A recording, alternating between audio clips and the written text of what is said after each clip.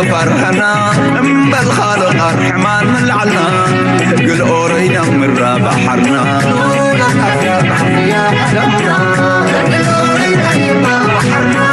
يا همنا أور يا فرحنا بالخالق الرحمن من العنا قل أورينا من بحرنا لا تقاموا تامن قبلات تتمسك بابي تعبور وتهمم لا تقاموا تامن قبلات تتمسك بابي تعبور وتهمم بدر هلا مدى كان أكون حيوت هلا ونن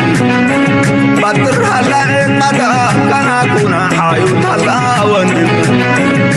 ما لقد ولدو ربع فارس قمش رسو يدنن حياة ديما إلى قامت ساق الكنن إلا بحرنا إيدي ورد أماما يا الطبقة ترق اللي وشم سرايكم ديما من هلا إلا وهبت سراي حزو مكينا سرايكم إلا من هلا إلا وهبت سراي حزو مكينا اجالها تنبل عما شفر تبعت ونسفتنا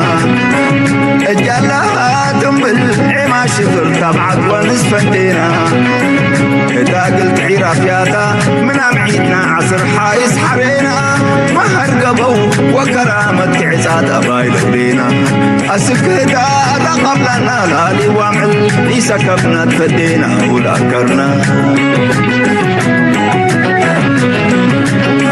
كمسل شمال نقيس ينتهك قلنا ارتع وقينا شمال ملول تتحرينا يوم أكسلنا لول تتورب رحبنا كل مرباطة سيفين حظي ومسيه باب الدمنا وبروح سلالنا ومسيه يا همنا سلام تخطاتلتنا هذا الشانل كما يتخونون تبوك تكونون اي وتر تمنيتنان بحقنانيو لومون اقداسن وانا وانت حستوتات هزنا لكم متينا لنا كسام موداتنا اذا مدام سانا كتصنحوا بخبر عندكم لايك مقبار شير مقبار ريتوخ من حسابكم اب تحت قدفو معرمتان ترلو زو سختلو زغدلن ترلو دما بصحف ارمي يخنا بلنا ايلو مارستي اقداس كنرينا زياده ابزيا كفالزيا اتكوينا دفترو زلو ابزوبا أمون إيران إسرائيل الأمريكان زكاه زلو ترايدي كونه أبتو زوبا معكلاي مبراق فتيرو زلو معكلاي مبراق دمان عنا غربيتنا زوبا سلزخونه بغاتا يكون بتزاواري عبد سلوا كله زغل سلزخونه كل تكونتات تقمتينا بكل منقدي كنفتشا كنفتنينا مجمريا نجمر لاجن by this very interesting story. News, a source telling Fox's Jennifer Griffin that the U.S. Embassy in Riyadh, Saudi Arabia was hit by 2 drones. A third is apparently en route and could strike at any moment. And the embassy is now issuing a shelter in place for citizens in Saudi Arabia as the U.S. government has put all citizens in the region on high alert and urged those in 14 different countries in the region to leave immediately. And كم نريو زلنا زي قداي زي ناي بحكي زقرمي زخون زلو نريو زلنا زي مجمريا كم زينا بريك نيوز ابتناي كويناتن ورا كويناتن زخونا ناي دونالد ترامب فيفوريت شانل زخونا فوكس نيوز نبرايو جن كابون لعلي زخلي تكوينات كسع كندي بزبرت عمل كي يغطل كم زلو كنرينا ازي تكفال ناي تستور نريو زلنا هنا سعود عرب زركب امباسي ناي امريكا تهريمو اللي يمزبلو زلو سلازي امريكا ناي بحكي نزو كوينات زي out of its كاب تسبيتان كاب جمجامان وسائي يخيد على أنت تبهله ناي بحكي مبزحتو سبك جنبتو كاب زخل نجارات وتشي كم زلهم نمجمال زعكليو يس وتهدراو بيز ناتا مرحب كينات ناتا أو خدت كسلات تسبني رأي أمريكا إمباس ناتا وتهدراو بيز ناتا كله دما وتهدرات ناتهم زقمتولو هوتيلات نساتهم زقمتولو سيرفيسز بخمس درجة كرمن آمين تيجي تي زينا فوكس نيوز كتريق لهم بزح نجر أير يخم نيم مغنياتو نا أمريكاويان كدهولو سلا زي دليو أمريكا حيل خمسة اللواكر يوسلوز دليو يتحققنا زقات أماجن إذا بزخريكم صنعكوي مبزحتو ستوري قريتهم نابنة الجزيرة نزنا هي أمريكا إمباس مهرام بخمي ريبورت جيروم أنا بحكي خاطر جرم تي زيناتات كمي جيروم ديداكت خمس قبروه. The US Embassy in Saudi Arabia's capital Riyadh, the attack caused a small fire and minor damage there.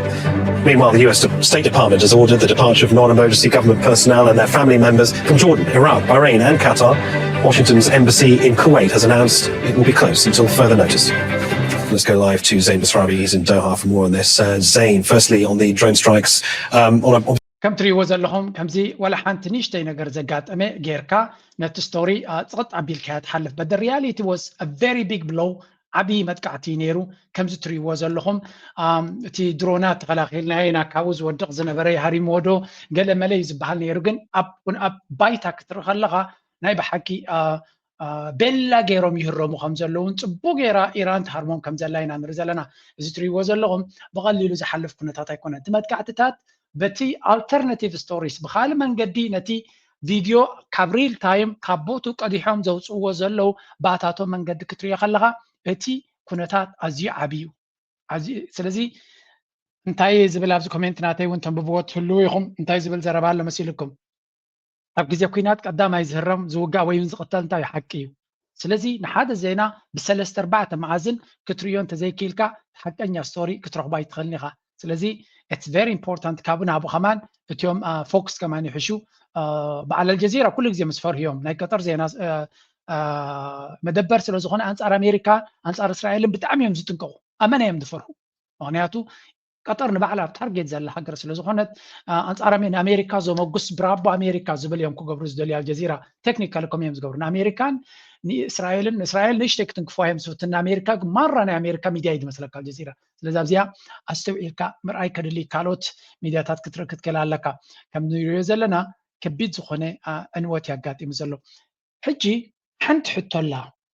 ንመብዛሕትኡ ሰብ ትገርሞ ዘላ ብሓን ወላ ሳልሳይ ምንጭውን ክበኩም ንእሽተይ ክበርሃልና መጠን The immediate battlefield came in Saudi Arabia's capital. 2 drones struck the US embassy in Riyadh inside the heavily guarded diplomatic quarter. Smoke rose as small fire broke out and streets that are usually busy with diplomats fell nearly silent. Exactly. So, بكل መንገዲ ናራናዮ ክንከይስለ ዘለኹ የነ ዝገብረልኩም ዘለኹ. So if you go back up to ናይ ስዑድ ዓረብ ንብሎ ፀናዕና ሓደ ክፋል ናይ ስቶሪ ጥራዩ ወላ እውን ኣብ በዓል ዱባይ ኣዝዩ ዘገርም ኩነታት ይረአ ከም ዘሎ ኣብ ኢማራት ሻርጃ ብዙሓት ቦታታት ይረሙ ከም ዘሎ ፅንሄልና ክንሪኦ ክንፍትን ኢና ስለዚ ኩሉ እዚ ንሪኦ ዘለና ኩነታት እዛ ባሕሬን ኣብ ዓብይ ሆቴል ዝተሃረመ ኢና ንርኢ ዘለና ከም ትሪእዎ ዘለኹም ብሽም ኣብ ላዕሊ እውን ክትሪእዎ ትኽእሉ ኢኹም ዝህረም ዘሎ ቦታታት ኣብ ብዙሕ ቦታ ዝህረም ዘሎ እዩ ኢማራት እውን ድሓን ኣለና ክብሉ ፈቲኖም ነይሮም ከም ብሓድሽ ተመሊሱ ኤርፖርት ናቶም ተሃሪሙ ከም ዘሎ እዮም ዝነግሩ ዘለው ስለዚ እቲ ኩናት እናሰፍሐ እናበርትዐ ዝኸይድ ዘሎ they might try to fool you ነገራት ቀለልቲ ከም ዘለውን ብዙሕ ይቕፅል ከም ዘየለን ከሪኹም እኹል እዮም ዱባይ ራይዎ ከም ብሓድሽ ነቲ ኤርፖርት ክኸፍቱ ኣብ ዝሓስብሉ ዝነበሩ ዘጋጥም ዘሎ ኩነታት እውን ኢና ንርኢ ዘለና ምናልባት እዚኣ ሕጂ ብዙሕ ኣይትሪኡን ኢኹም ዘለኹም እታ ሓቀኛ ቪድዮ ወይ እውን ብካልእ መንገዲ ዘውፅዋ ዘለው እንድሕር ኮይኑ ግን let me find you that video as well ኣብ ሶሻል ሚድያ ካብ ብዙሓት ሶርስስ ዝወፅእ ዘሎ እንተኮይኑ I wish I can find it. Okay. ጋዜጣ ምናልባት እዚ ትሪእዎ ዘለኹም ድዩ እዚ ሻርጃ ዝበሃል ናይ ኢማራት ምናልባት ሻርጃ ትዝክርዎ ትኮይንኩም ብዙሕ እዚ ኣፅዋራት ናይ ኩናት እውን ካብቲ ፖርት ካብቲ ወደብቲ ዝብገስ እዩ መደበር ናይ ነዳዲ ዝነበረ እዩ ዝኻ ኤርፖርት ናይ ኢማራት ዝብልዎ ዘለው እዩ ዝኻ አይደነ ዱባይ ኤርፖርት ዲ ወላ እንታይ እዩ but still ያ ዱባይ ኢንተርናሽናል ኤርፖርት እዚ ኣጋጢሙ ዝብልዎ ዘለው እዩ ሕጂ ከም ንሪኦ ዘለና እቲ ኩነታት ቀሊል ከም ዘይኮነ ክንርኢና however ሓንቲ ዝዓበየት ሕቶ ይመለስክልኩምን ኣለኹ ዝዓበየት ሕቶ መን እዩ ነዚ ቦታ እዚ ዝሃርሞ ዘሎ ኢልኩም ዘይትሓቱ መን እዩ ዝሃርሞም ዘሎ እዚኦም መልስናትኩም ፍሉጥ እዩ ኢራን እያ ትሃርሞም ዘላ wait a second ኢራን ጥራይ ኮነት ትሃርም ዘላ ኣብዚ ንዓይ ዘገረመኒ ስቶሪ እዚ እዩ listen India's state oil company, Aramco, shut down its oil refinery in Ras Tanura after drone strikes were carried out, allegedly, targeted by Iran. Now, there has been a larger wave of attacks on energy infrastructure in the Gulf in response to Israel and America's bombing campaign against Iran. And now there are serious concerns about how this expanding war will impact the world's economy. Now, Cenk, before I give some of the details, there have been some contradicting reports about who targeted Saudi Arabia. this is a bit shocking, and it's not confirmed yet. We'll give you the details. We'll give you the facts. But there's a report that the Israelis might have hit Saudi Arabia as a false flag operation to draw them into the war against Iran. And let's see if that story gets confirmed. But let's give you the details first. Yes, and remember, we're the father. انتم سبات قال لك نسمعنا امين دقرب يكونن ግን ዘገርም ከአይ ክትብል ትኽእል ናይ ስዑድ ዓረብ እቲ ክራውን ጁል ዝበሃል ናቶም ተቐንዳ ገዳሲ መትንን ናቶም ወይ ከዓ ህይወት ናቶም ጎረሮ ናቶም ነዳዲ ናቶም እዩ ነዳዲ ቁጠባ ናቶም ብዓቢ ክፋል ኣብ ነዳዲ ዝምርኮስ እዩ ነይሩ ሕጂ እኳ ኣብ ካልእ ትራንዚሽን ክገብሩ ይፍትኑ ኣለዉ ወይ ጓይ ኣለዉ እዚ ንሪኦ ዘለና መን እዩ ነዚ ነዳዲ እዚ ከምዚ ገይሩ ዝሃርሞ ዘሎ ምስ ዝብል ኢራን ይሃሪማቶ እዩ ዝብል ነይሩ ግን ኢራን ንምንታይ ነዳዲ ናቶም ክትሃርሞ ትኽእል እያ ክትሃርሞ ይትኽእል እያ ንብል ኢና ምክንያቱ ኢራን እውን ፕላን ኣለዋ ጎኑ ግን ንስዑድ ዓረብ ይኹን ኢማራት ዝሃርሞም ዘሎ ሓደ ሓይሊ ኣሎ ተባሂሉ ኣብ ኢማራት ከምኡ ከም ዝተረኸበ ከርእየኩም እየ መን ከም ዝሃርሞም ሓደ ከም ድሌትኩም ከተሽርፍዎ ትኽእሉ ኢኹም ግን ዓበይቲ ሚድያታት እዮም ከም ዝብሉ ዘሎ ኢትስ ናት ላይክ ሓደ ፅግዕ ኢሉ ዝብሎ ዘሎ ከይመስለኩም ኦኬ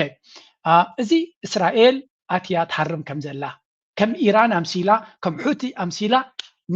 ነዚ ናይ ነዳዲ መደበር ናይ ስዑድያ ትሃርሞ ከም ዘላ ሕጂ እንታይ እዮም ዝብሉ ዘሎ ኣብዚ ንሳቶም እውን ይጥንቀቑ እዮም ንምንታይ ትሃርመላ سعودية حريقة نابت كوينات كتحوس سعودية دما كم تصدى لوا نابت كوينات كتحوس تهوى خلا معناته إيران هريمات النازل قم سلو زلوب التعلامات دما كم وخمس خونيهم زنقرو جن إذا فرق ملسي ترى فرق ملسيا أتاك عند ملسي إذا كسمعكم يا this is very interesting أبزي channel نازينا تراي نقبلكم دمسلم سبعة لو كم زينا نكالو تمسينا no هذا story هذا زانتا ويون هذا أقاطعمي سكالا أقاطعمي كتقاطعمون تجمير كاي ترجم زبكا connecting the dots نقرات مقدت تزبلت السئل كابي خاطركب now let me give you another story نزي سبوق يركب لها النازغة From the Israeli standpoint, that was the point. That was the point.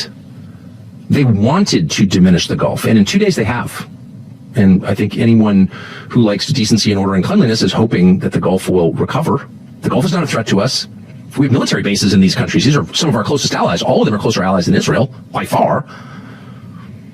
They're our friends, but they've been really hurt. And in a place like Dubai, which is basically it's part of a country, it's an emirate within the United Arab Emirates, but it's also it's a luxury brand, basically. People go to Dubai because it's beautiful and rich and clean, and above all because it's safe and orderly. It's got the busiest airport in the world. You start seeing video on Instagram of smoke in the Dubai airport, and you're like, I think I'm going to Cabo this year. Oh, sorry, drug cartels. Whatever. Maybe you go to Sedona this year. It really, really hurts these countries, and Israel wanted to hurt these countries. That's the point. Wanted to hurt these countries. Wanted to. Exactly. እዚ ስቶሪ እንታይ ዝብለና ዘሎ ዱባይ ከምኡውን ኢማራት ቀጠር ስዑድያ ባሕሬን ኩዌት እዚአን ሃገራት እዚኣተን ካብ ድኽነት ወፂአን እየን ሃብታማት ኮይነን እየን ብፍላይ ኢማራት ንውሰድ ኢማራት ብፍላይ ካ ዱባይ ላጀር ብራንድ እዩ ላጀር ብራንድ ማለት ልክዕ ከምዚ ክቡር ናይ ሉዊ ቪቶን ቦርሳ ወይ እውን ወርቂ ዘብለጭልጨሉ ናይ ሃብታማት ቦታ ከም እዩ ዱባይ ተኸይድካ ኩሉ ነገሩስ ልክዕ ከምዚ ፍንጃል ቬትሮ ዓይነት ምሻሎ ክቡር ቬትሮ ገለ ክትንቀቐሉ ዘለካ እታ ዱባይ ትበሃል ክትሪኣ ከለካ ቬትሮ እያ ትመስል ስለዚ ቬትሮ ስለ ዝኾነ እምንን ተመፂዋ ብዙሕ ክትፃወር ትኽእል ከምዘይኮነ ትረኣየካ ምክንያቱ ኣብ ጭው ዝበለ ምድረ በዳ ክንዲዚ ከተማ ተተሃኒፁ ሰራውር ዘለዎ ይመስልኒ ኦኬ እዚ ከምዚ ኢሉ ናለው ከምዚ ጥንታዊ ሲቪላይዜሽን ኣይኮነ ሓፂር ግዜ ዝበቆለን ዝዓብየን ከተማን ቁጠባን እዩ ነዚ ኩነታት እዚ ሕጂ ኣሜሪካ እዚኣቶም መሻርክትና እዮም ኢማራት መሻርክትና እዮም ስዑድያ መሻርክትና ኩሎም ተማሙ ዘለዉ ንኣሜሪካ ድማ ዓብ ረብሓ እዩ ዘለዎ ናይ ኣሜሪካ ፔትሮ ዶላር ዝበሃል ካብዚኦም ይተበጊሱ ነዳዲ ጋዝ ኩሉ ናቶም ፀጋታት ብዶላር ክሽየጥ ኮሞዲቲ ስለ ዝኾነ ኮሞዲቲ ፕራይሲንግ ማለት ድማ ንኣሜሪካ ነዚ ዶላር ሱፐር ፓወር ገይርዎ ዘሎ ንስ እዩ ስለዚ ናይ ግድን ክትገዝኦም ዘለካ ነገራት ኣሎ መኪና ይኹን ገለ ክትገድፎ ትኽእል ኢኻ ነዳዲ ግን ሃገር ብዘይ ነዳዲ ትንቀሳቐስና እኽሊ ካልኦት ፀጋታት ኣለዉ ስለዚ ቀንዲ ድማ ነዳዲ ብዶላር ጥራይ ዝግዛእ እዚ ኮሞዲቲ እዚ ብዶላር እዩ ፕራይስድ ኮይኑ ዘሎ ስለዚ እዘን ሃገራት እዚኣተን ድማ ከምኡ ስለ ዝገበራ እቲ ዶላር ናይ ዓለምና ሪዘርቭ ከረንሲ ኮንኪሉ ነዚኣቶም ክትገጥኦም ትደሊ ግን ኣላ ይብላ ኣሎ መን እያ እስራኤል እስራኤል ጥራይ ምባል ከማን خلا يكون نتنياهو ዝባል ስርዓትናቱ መሓዝኦም ኮይኑን ኢማራት ግን ክጎጥኦም ይደሊ ከፍርሶም ካይደሊ ሕጂ ዝብላ ስምዕዋ ዚጂ ሚልዮናት ዝሪእዎ ዘሎ ቪድዮታት እየ ዝብለኩም ዘሎ ታካ ካርልሰን ኣብ ካብ ፖድካስት ገለ ካብቶም ቶፕ 5 ቶፕ 10 ዘለዉ ድሓር ናይ ማጋ ገለ ካብቶም ዓንዲ ሕቆ ናይ ማጋ ዝነበረን ዘሎን ይህጅውን to sow chaos and disorder because they are rivals of Israel. So it's probably not, hasn't been reported, but it's a fact that last night in Qatar and Saudi Arabia, authorities arrested Mossad agents planning on committing bombings in those countries. Now, that's weird. That doesn't make any sense. Why would the Israelis be committing bombings in two Gulf countries, which are also being attacked by Iran? Aren't they on the same side? No. Israel wants to hurt Iran and Qatar and UAE and Saudi and Bahrain and Oman and Kuwait. Whoa. This is a big story. እዚ እንታይ ዝብል ዘሎ ብሕፅር ዝበለ ኣብ ቀጠርን ስዑድያን ናይ እስራኤል ሞሳድ ኤጀንትስ ነታ ዓዲ ኣብ ምቅፃል ኣብ መበለሻው ክጓዩ ተራኺቦም ይብለና ኣሎ ስለዚ እዚ ኣብ ስቶሪዩ ኣገዳሲ ስቶሪዩ ከም ድሌትካ ክትሽርፎ ትኽእል ኢኻ እዚ ማለት እንታይ ማለት እዩ ቀዳማይ ነገር ዱባይ ወይ እውን ኢማራት ንእስራኤል ቀንዲ ተወዳዳሪት ናታ እስራኤል እንታይ ቁጠባ ኣለዎም ኢንዱስትሪ ቴክኖሎጂ ክትብል ትኽእል ኢኻ ግን ብዓብዩ ኢየሱስ ክርስቶስ መድሃኒና ኢየሱስ ክርስቶስ ተወሊዱ ዝዓበየላ ዓዲ ስለዚ ዓብ ናይ ቱሪስት ቦታ እዩ ዓብ ናይ ቱሪስት ቦታ እዩ ብሰንኪ ጋኔን ዝኾነ ነተንያሁ እቲ ቦታ እቲ ናይ ሰይጣውንቲ ኮይኑ ዝስማዓካ እምበር ገሊላ ድዩ ናዝሬት ድዩ ኩሉ እቲ ናይ ቅዱስ መፅሓፍና ታሪክ ዓብ ክፋል ናታዊ እዩ ዘሎ ስለዚ መብዛሕቱ ክርስቲያን ከይዱ ክሪኦ ዝደሊ እዩ ናስላም እውን ኣገዳሲ ቦታ እዩ ዓብ መስጊድ ኣውስሎ ዘሎ ስለዚ እዚ ቦታ እዚ ናይ ቱሪዝም ቦታ እዩ ሰሓብነ ዘሎ እዩ ግን በዚ ተካል ተግባር ናይ ነተንያሁን ናቱ ፓርትን እታ ሃገር ናይ ምሽክት ከዳላ ሽማ ክጥቀስ ከላ እውን ደስ ዘይብለካ ከም ትኸውን ገይሮማ ኣብ ልዕሊ ሕጂ ከምዚ ኢሎም ከሎ ቱሪስት ክመፅዎም ይደልዮም መወዳድርቶም ቴክኖሎጂ ናቶም ኩሉ ነገር ናበይ ይኸይዳ ኣሎ ናብዘን ዓረብ ኢማራት ቀጠር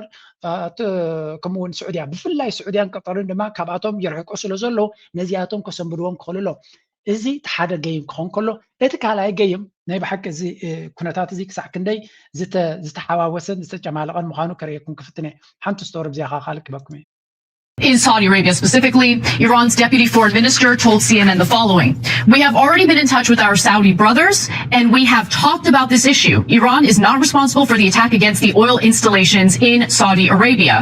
On top of that, I think it's worth noting that a friend of the show and wonderful كم تريوا ዘለኹም እዚ ትጭብቲ ንስዑድ ዓረብ ናይ ምክትል ፎሬን ሚኒስተር ናይ ኢራን ንስዑድያ ደው ኢሉ ነዳዲ ቦታኹም ንሕና ይሃረምናዮ ስለዚ ካብ ሕጂ ሕሳብኩም ግበሩ ካልኩሌሽንን ካልእ ዘረባ እንተለኩም ናይ ነዳዲ ቦታኹም ዝሃረሞ ድለዩ ንሕና ኣይሃረምናዮን ኢልዎም ኣሎ so this is quite open now መን ሃሪምዎ ብኸመይ ተሃሪሙ ካልእ ኣርእስቲ እዩ ሕጂ ሓንቲ ስቶሪ ላብዚያ ክልተ ነገር ከተሓዘልኩም ክፍትነ ምክንያቱ መጀመሪያ ስለምንታይ እዘን ሃገራት ዓረብ ነፍሰን ክከላኸላ ዘይከኣላ From a military standpoint, this is legitimate defense that they're putting up against the United States. Oh, yes, no question. Absolutely. Right? This is not like rah-rah stuff because people on either side are going to exaggerate their wins and their losses. You're saying from a military standpoint, they are having real wins in this situation. And the ሕጂ እንታይ እዮም ዝዛረቡ ዘለዉ ኣብዚ እዚ መጥቃዕቲ ናይ ስዑድ ዓረብ እዚ መጥቃዕቲ ናይ ኢራን ኣብ ብዙሓት ሃገራት ይመፅእ ኣሎ ንብዙሕ ቦታታት ይሃርሙ ኣለዉ ብዓብዩ ግን እዘን ሃገራት ዓረብ እንታይ እቲ ናተን ኣጀንዳ ነይሩ እንድሕር ኢልካየን መጀመርያ ስለምንታይ ነፍሰን ክከላኸላ ዘይከኣላ ክትብል ኢኻ ስለምንታይ ኣብ ከምዚ ዓይነት ሪስክ ክወርዳ ክኢለን እዚ ኩሉ ኣፅዋርን ገንዘብን ዝኸፍልኦ ዝነበራኸ ኣይሰርሕ እንዲ ኮይኑ ዝኣክል ምክልኻል የብለን እንዲዮም ኮይነን እንታይ ስለ ዘጋጠመይ ንዝብል ሓንቲ ዛንታ ናይ ፕሬዚደንት ኢሳያስ ክነግረልኩም እየ ሓንቲ ዛንታ ኣላ ናይ ቀደም ንጉስ ናይ ስዑድያ ዝተዛረባ እያ ትብል ንኣሜሪካ ንሴኪሪቲ ጋራንቲ ኢሎም ብዙሕ ገንዘብ ይኸፍሉ ስለ ዝነበሩ ሓንቲ ግዜ ዛንታ ነቶም ናይ ኣሜሪካ ልኡኽ ምስ መፅኦም እንታይ ኢልዎ እዚ ተኽፍሉና ዘለኹም ብዙሕ እዩ እቲ ዛንታ ከምዚ እዩ ሓደ ሰብሲ ኣባጊዕ ነይረኖ ሕጂ ነተን ኣባጊዕ ናቱ ካብ ግዜ ናብ ግዜ ተኹላ ድዩ ወላ ነብሪ እናመፀ ሓንቲ ይወስደሉ ነይሩ ካብ ግዜ ናብ ግዜ ይመፆ እሞ ይቐትለሉ ነይሩ እዚ ምስ መረሮ ሓደ ንዓን ክከላኸል ዝኽእል ሰብ ገይሩ ማለት እዩ ዋርድያ ናተን ገይሩ ወይ ካብ ጓሳ ዝከታተለን ገይሩ እቲ ዋርድያ ግን ምሸት ሓንቲ በጊዕ ይወስድ ኢሉ ሕጂ እትዝብደ ሕሸካ ወይ እንትተኽላተ ሕሸካ ወይ ስትዋርድያ ምክንያቱ እትዝብእ ኮ ትከላኸሉ ዘለኻ ነተን ኣባጊዕ ይውዳልካ እዩ ዝብእ ከይመፀካ ንዝብእ የድና ኣለኹ ናበሉ በዓልና በልዐ ንበዓልና ወሰደ ዝውዳልካ እንተሎ ግን ዝብእ ምናልባት ተኸላኺልካ እውን ዕድልካ ክትርፍ ትኽእል ኢኻ ብምባል ታዛንታሲ እዚ ሴኪሪቲ ጋራንቲ ዝበሃል ክንዲ ምንታይ ውፅኢት ኣለዎ ድዩ የብሉን ዘገርም እዩ ስለዚ እዚኣ ዘረባ ስምዕዎ እንታይ ይብሉ ኣሎ ኣብዚ ኤክስፐርት ናይ ዝኩሉ ዝግበር ዘሎ ስለምንታይ እዘን ሃገራት እዚኣተን ነፍሰን ክከላኸላ ይከኣላን Command, well, they said, oh, we've lost, we had 3 killed, 5 wounded. That's a lie. Guarantee you that is a lie. I'm not going to say how many because I don't know, but it's a lot more. I guarantee you it's a lot more than 3 people killed. If you watch the damage photos coming in, Chinese satellites, other satellites, the damage that they've done. There's even a French base in UAE that's burning right now, a French aviation base. What is it that the Iranians are hitting, and why are we seeing them hit occasional civilian targets as well? Well, there's 2 things going on for the civilian targets before I go on to the military targets. One, U.S. And defensive systems are taking out Iranian missiles over the cities. So what goes up comes down, and comes down usually in a fiery ball, destroying whatever's underneath it. They've had a shopping center was burning after an Iranian missile was taken out right over it and fell on top.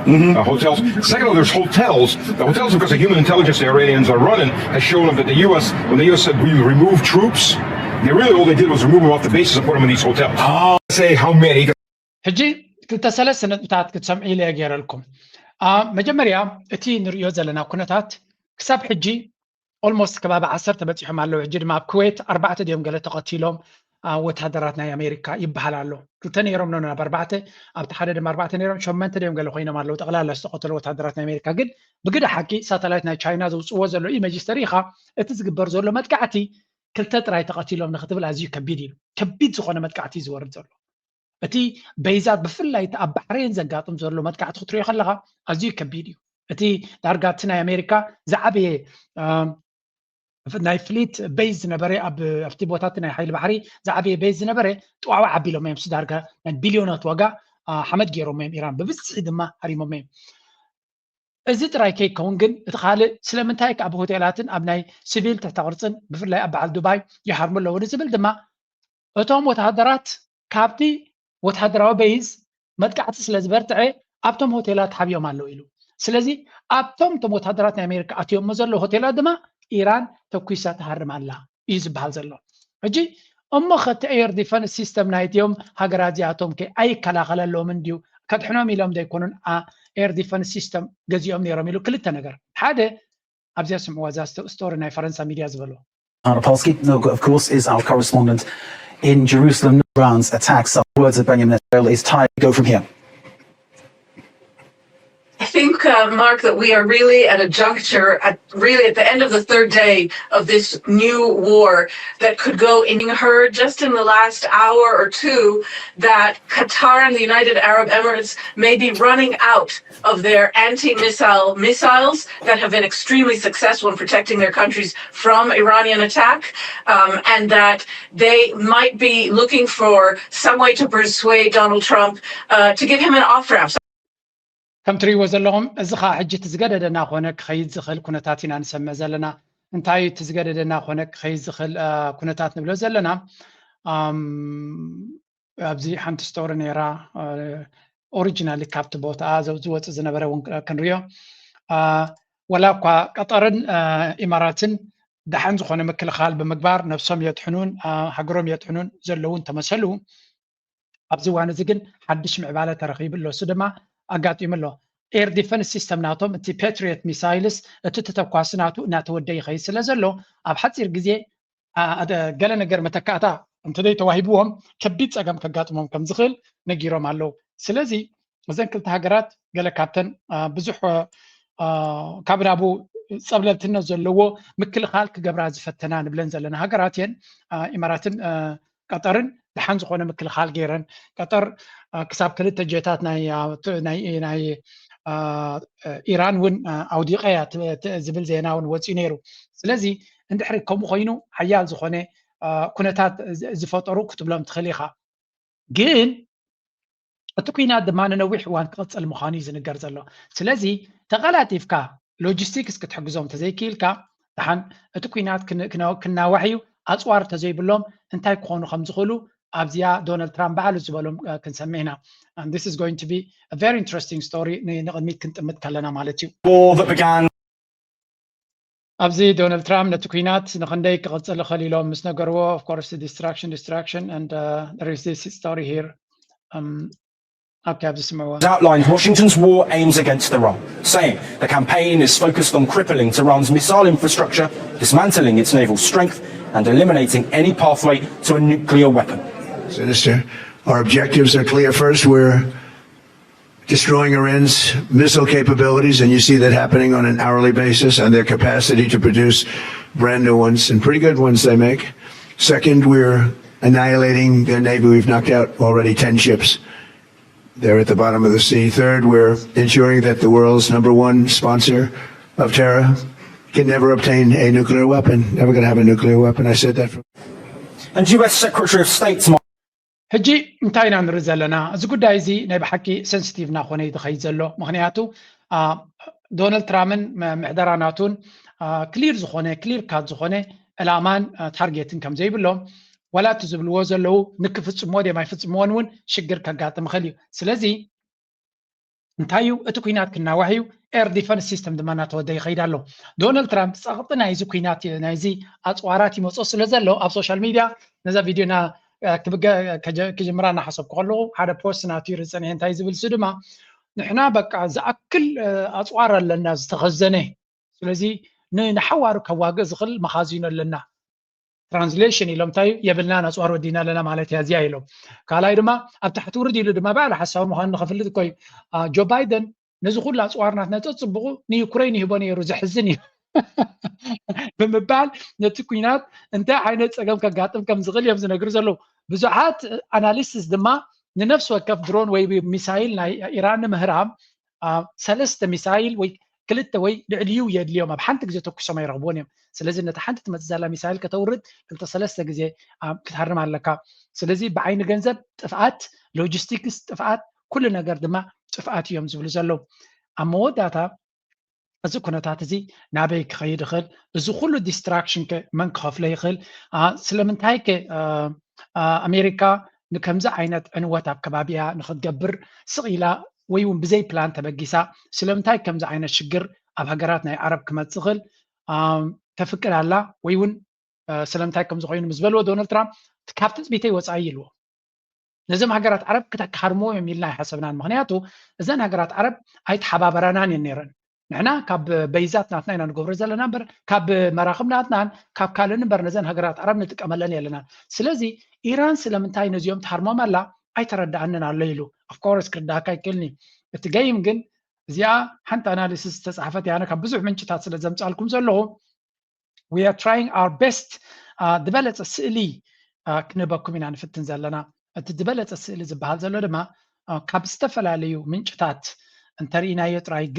ትርጉም ክበና ዝኽእል ናው ኣብዚኣ ሓንቲ ዘረባ ኣላ ኣብዚ እንታይ ኢሎም ፅሒፎም ኣለው ናይ ኢራን ጌም ፕላን እንታይ እዩ ክኸውን ዝኽእል እዮም ዝብሉ ዘለዉ ስለምንታይ ኢራን ነዘን ሃገራት ዓረብ ብፍላይ ንቀጠር ንስዑድያ ንኢማራት ኣበርቲዓ ትሃርመን ዘላ ከምኡ ነቲ ባሕሬን ዝበሃል እቲ መልሲ እንታይ ይብልዎ ኣለዉ ንዶናልድ ትራምፕ ጥራይ ዘይኮነን ኣሜሪካ ዓብይ ሓደጋ ከምፃላ እዩ ሓደ ቻይናዊ ፕሮፌሰር ማለት እዩ ንዶናልድ ትራምፕ ኣብ 2024 ክዕወት ምዃኑ ዝተነበየ ትኽክል ምስ ኢራን ድማ ክዋጋእ ምዃኑ ነጊሩ ነይሩ ኣብቲ ውግእ ድማ ኣሜሪካ ክትሰዓር ምዃና እዩ ዝነግር ምክንያቱ ኢራን ትዋግኦ ዘላ ምስ ኣሜሪካ ኣይኮነን እንታይ ዳ ምስቲ ኣሜሪካ ዝሃነፀቶ ስቴት ኤምፓየር ንግስነት ወይ እውን ሲስተም ንሳ ዝሃነፀቶ ግሎባል ሲስተም ምስ እያ ትዋጋ ዘላ and it spent 20 years preparing for this exact moment ስለዚ ኢራን እቲ ኩናት ከመይ ጌርካ ነቲ ናይ ኣሜሪካ ሄጀመኒ ኣብ ማእከላይ ምብራቅ ትስዕሮ እዩ ትፕላን ናቶ እምበር ንኣሜሪካ ሓደ ብሓደ ክትዋግዋ መደብ ኣይነበሮን ናይ ኢራን ስትራቴጂ እንታይ ይብላ ኣሎ is to cripple Gulf infrastructure, choke energy flows, threaten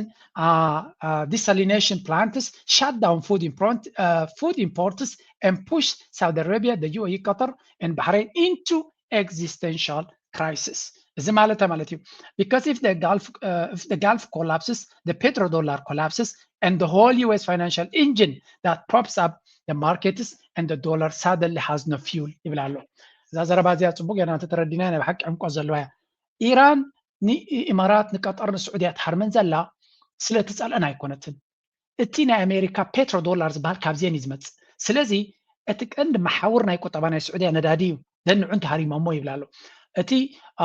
نتنا دادي مسمرنا ينقدي اتنا وشمت حرموز دماء تحاسي خايو من البات سمع صوت راي سلازي اكل دماء نتن مراخب وانت هاريم كاين قبل عليه دماء اتي ندادي زفرزو لبوتاون انت هاريم كايو كالاي دماء ندادي كي وصت راي يكون زخونه ነገር ኣብቲ ቦታ ከምዚ ኣትናብነት መግቢ ካብ ደገ እንደምፃ በማራغቢ ድመጽ ድማ መግቢ እቲ መግቢን ሎጂስቲክስን ከምዚ ኣቱ ተገርካ ከምኡ ናይ ማይ መጻረይ desalination plants ነትጨው ኣጻሪዮም ሰትይዎ ማይሙን እንተ ሃሪምካዮ existential ሕቶክ መጾሚ ዓረብ ናብ ዚሮ ክምለሱ ኾልዮም ምስቲ ኣጻመና ይዓዶም ስለዚ ነዚ ፈተና ዝን ተምፂኻሎም ነቲ ናይ ኣሜሪካ ሲስተም ነቲ ናይ ፔትሮ ዶላርን ናይ ኣሜሪካ ሄጀመንን ክትሰብሮ ትኽእል ኢኻ በዚ ድማ ኢኻ ነቲ ናይ ኣሜሪካ ሲስተም ትስዕሮ ብምባል ሓደ ኣናሊሲስ ይቡ so the US burns millions of dollars interceptors to shut down 50,000 K كم دمان تايبلو نفس وكف ميسايل ناي إيران 50,000 واقع حنت ميسايل نكهرمو انت واحدة ثلاثة جزء يتكسلو سلازي حنتي ميسايل ناي اير ديفنس سيستم ناي أمريكا $1,000,000 ويل عليه واقع سلازي 50,000 نزفره نساتهم بثلاثة مليون بوحدو هاريمام يودو والله سلازي 50,000 3 مليون اتنا واقع في الانتريخايو again أمريكا أبدي برهول يتعطو زلا نزو كينات زي يسعر له كتبل أي تغلني غاب مبال يمقتو سلازي اتن ريوزا لنا كنتات نخلو سب زقرمي سلازلوي نعم كالي إيران متنقع طيباتو زلا بعين قطبان ريه Revolutionary Guard Corps has threatened to set fire to any ships that try to pass through the Strait of Hormuz. Brigadier General Ibrahim Jabari, advisor to the commander of the Revolutionary Guard, says it will not allow the U.S. access to any oil. Listen. The price of oil's reached $81 and the world's certainly waiting for it to reach at least $200. The Strait of Hormuz is closed. Our heroes in the Islamic Revolutionary Guard Corps, Navy and the Army will set fire to any ships that try to pass through the strait. We'll also target their oil pipelines in the region, and we will not allow oil exports from this region until we put pressure on the enemy. The Americans have debts of hundreds of thousands of billions of dollars, and they're thirsty for the region's oil. They'll not get a single drop. كم تري وزلهم زي حركاتي أسم بادي زربا زبهال زلوي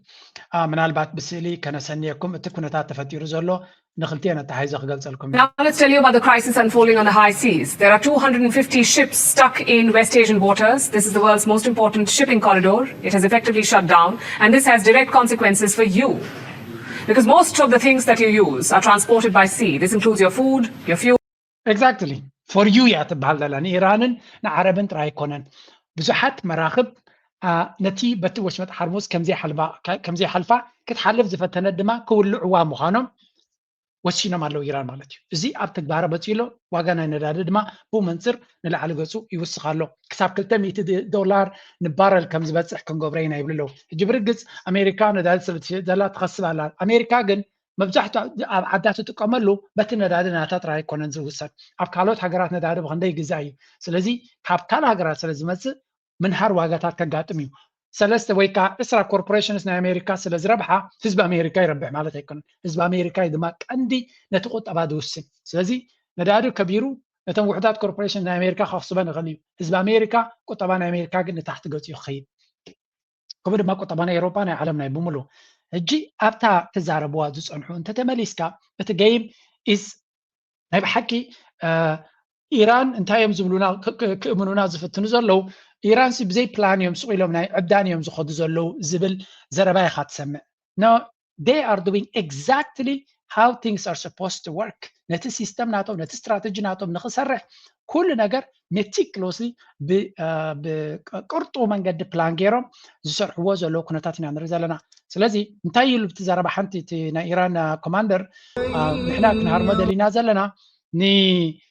نتي مسمرنا نقدي دخونه وبوشمت حرموز معز أوترا يكونن بايبلاينس علو بايبلاينس مالد ما بمريت جيروم زوجنا ده تاتلو توم بايبلاينس ما كابيم زبقسون دهريلكا كاب حدا بوتا ريفاينريم زبقسو نت ريفاينر دما يحرمولو إذا بشارجي أبيو أي تعريم زلنا أبنت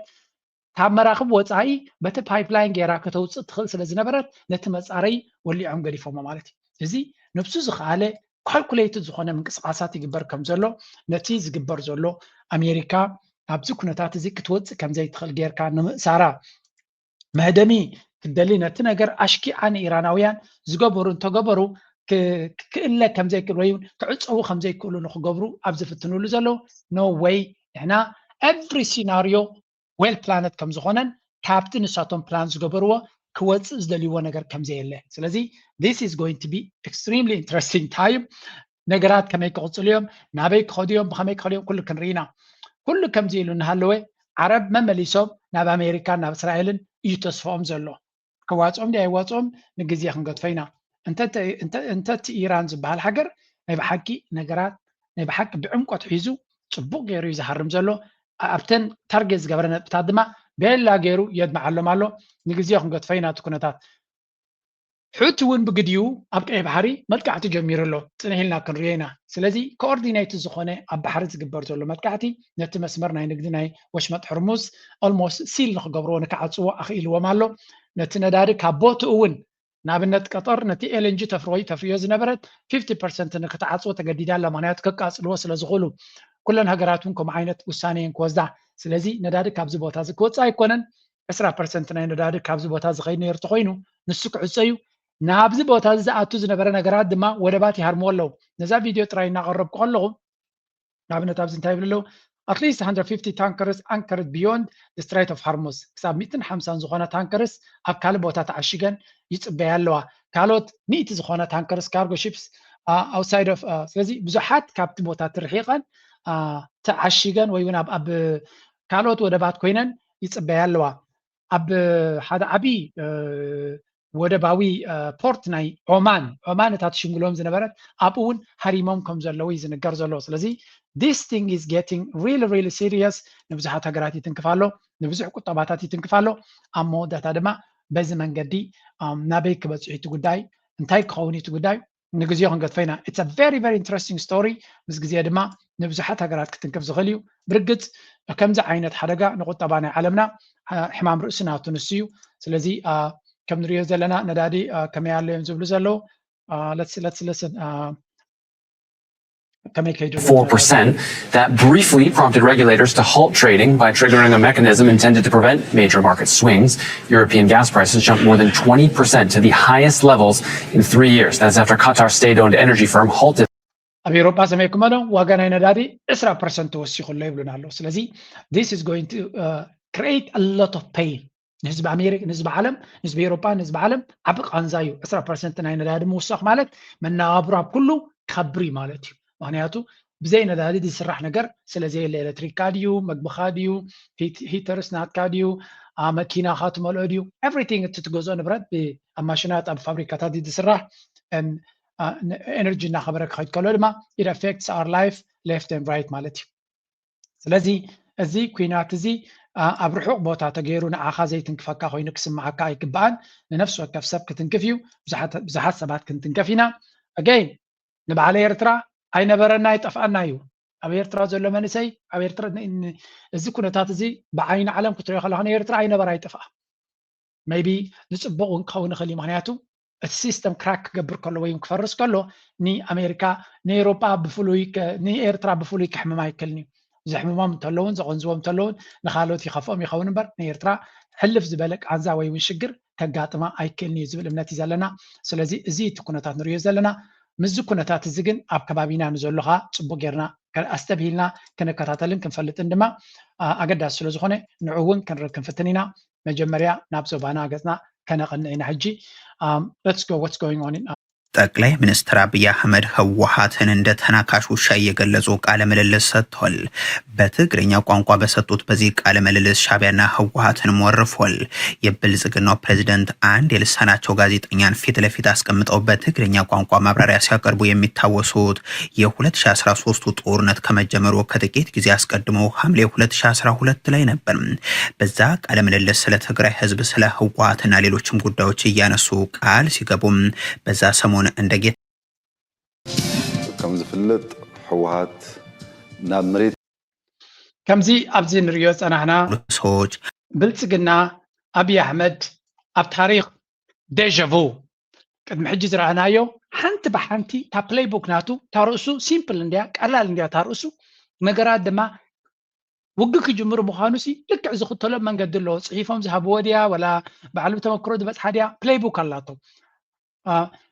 ንኣብነት ናይ ኢኪያ ንብረት ኣብ ኤሮጳ ዘለኹም ካብ ኢኪያ ጣውላ ምስ ገዛእኻ እንታይ ይቡኻ ስእሊ ይቡኻ መጀመርያ ቁፅሪ ሓደ እቲ ንብረት ከምዚ ጌርካ ሓብሎ ሽዑ መሳምር በዚ ትገብሮ ዘዮ ከዚ ትገብሮ ድሕሪኡ ነዚ ተላግም ናበሉ ኢንስትራክሽናል ይቡኻ እዚ ሰብ እዚ ኢንስትራክሽን ኣለዎ ውግ ክጅምር እንተኮይኑ ዝገብራ ነገር ኣላቶ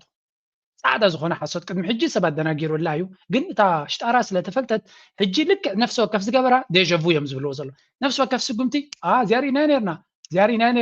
ዚያሪና ነርና ስለዚ ስቴፕ ክንደይ በፂሕና ኣለና ናበለ ሰብ በቲ ንሱ ዝኸዶ ዘሎ መንገዲ ካልኩሌት ይገብር ኣሎ ናይ ሌይተስት ቀስቀሳ ናይ ኩናት ናቱ ስምዑለይ ድሕሪኡ ክነግረኩም እየ ምክንያቱ ኩሉ ዲ ባንክ ክኸውን ዝኽእል እዩ ከም ዝፍለጥ ሕወሓት ናብ መሬት ክውርድ ብዘይክእል ብሉይ ክለሳ ሓሳብ ዝተኣሰረ ውድብ እዩ ሕጂ ፀገም ኮይኑ ዘሎ ኣብ ከባቢ ወልቃይት ዝተፈናቀሉ ዝምልከት እዩ ኩናት ምድላው እናገበረ እዩ ይዝብሃል ወረታት ኣሎ ህዝቢ ትግራይ ሰላምን ልማትን ይግብኦ ሰላምን ልማትን ይፈቱ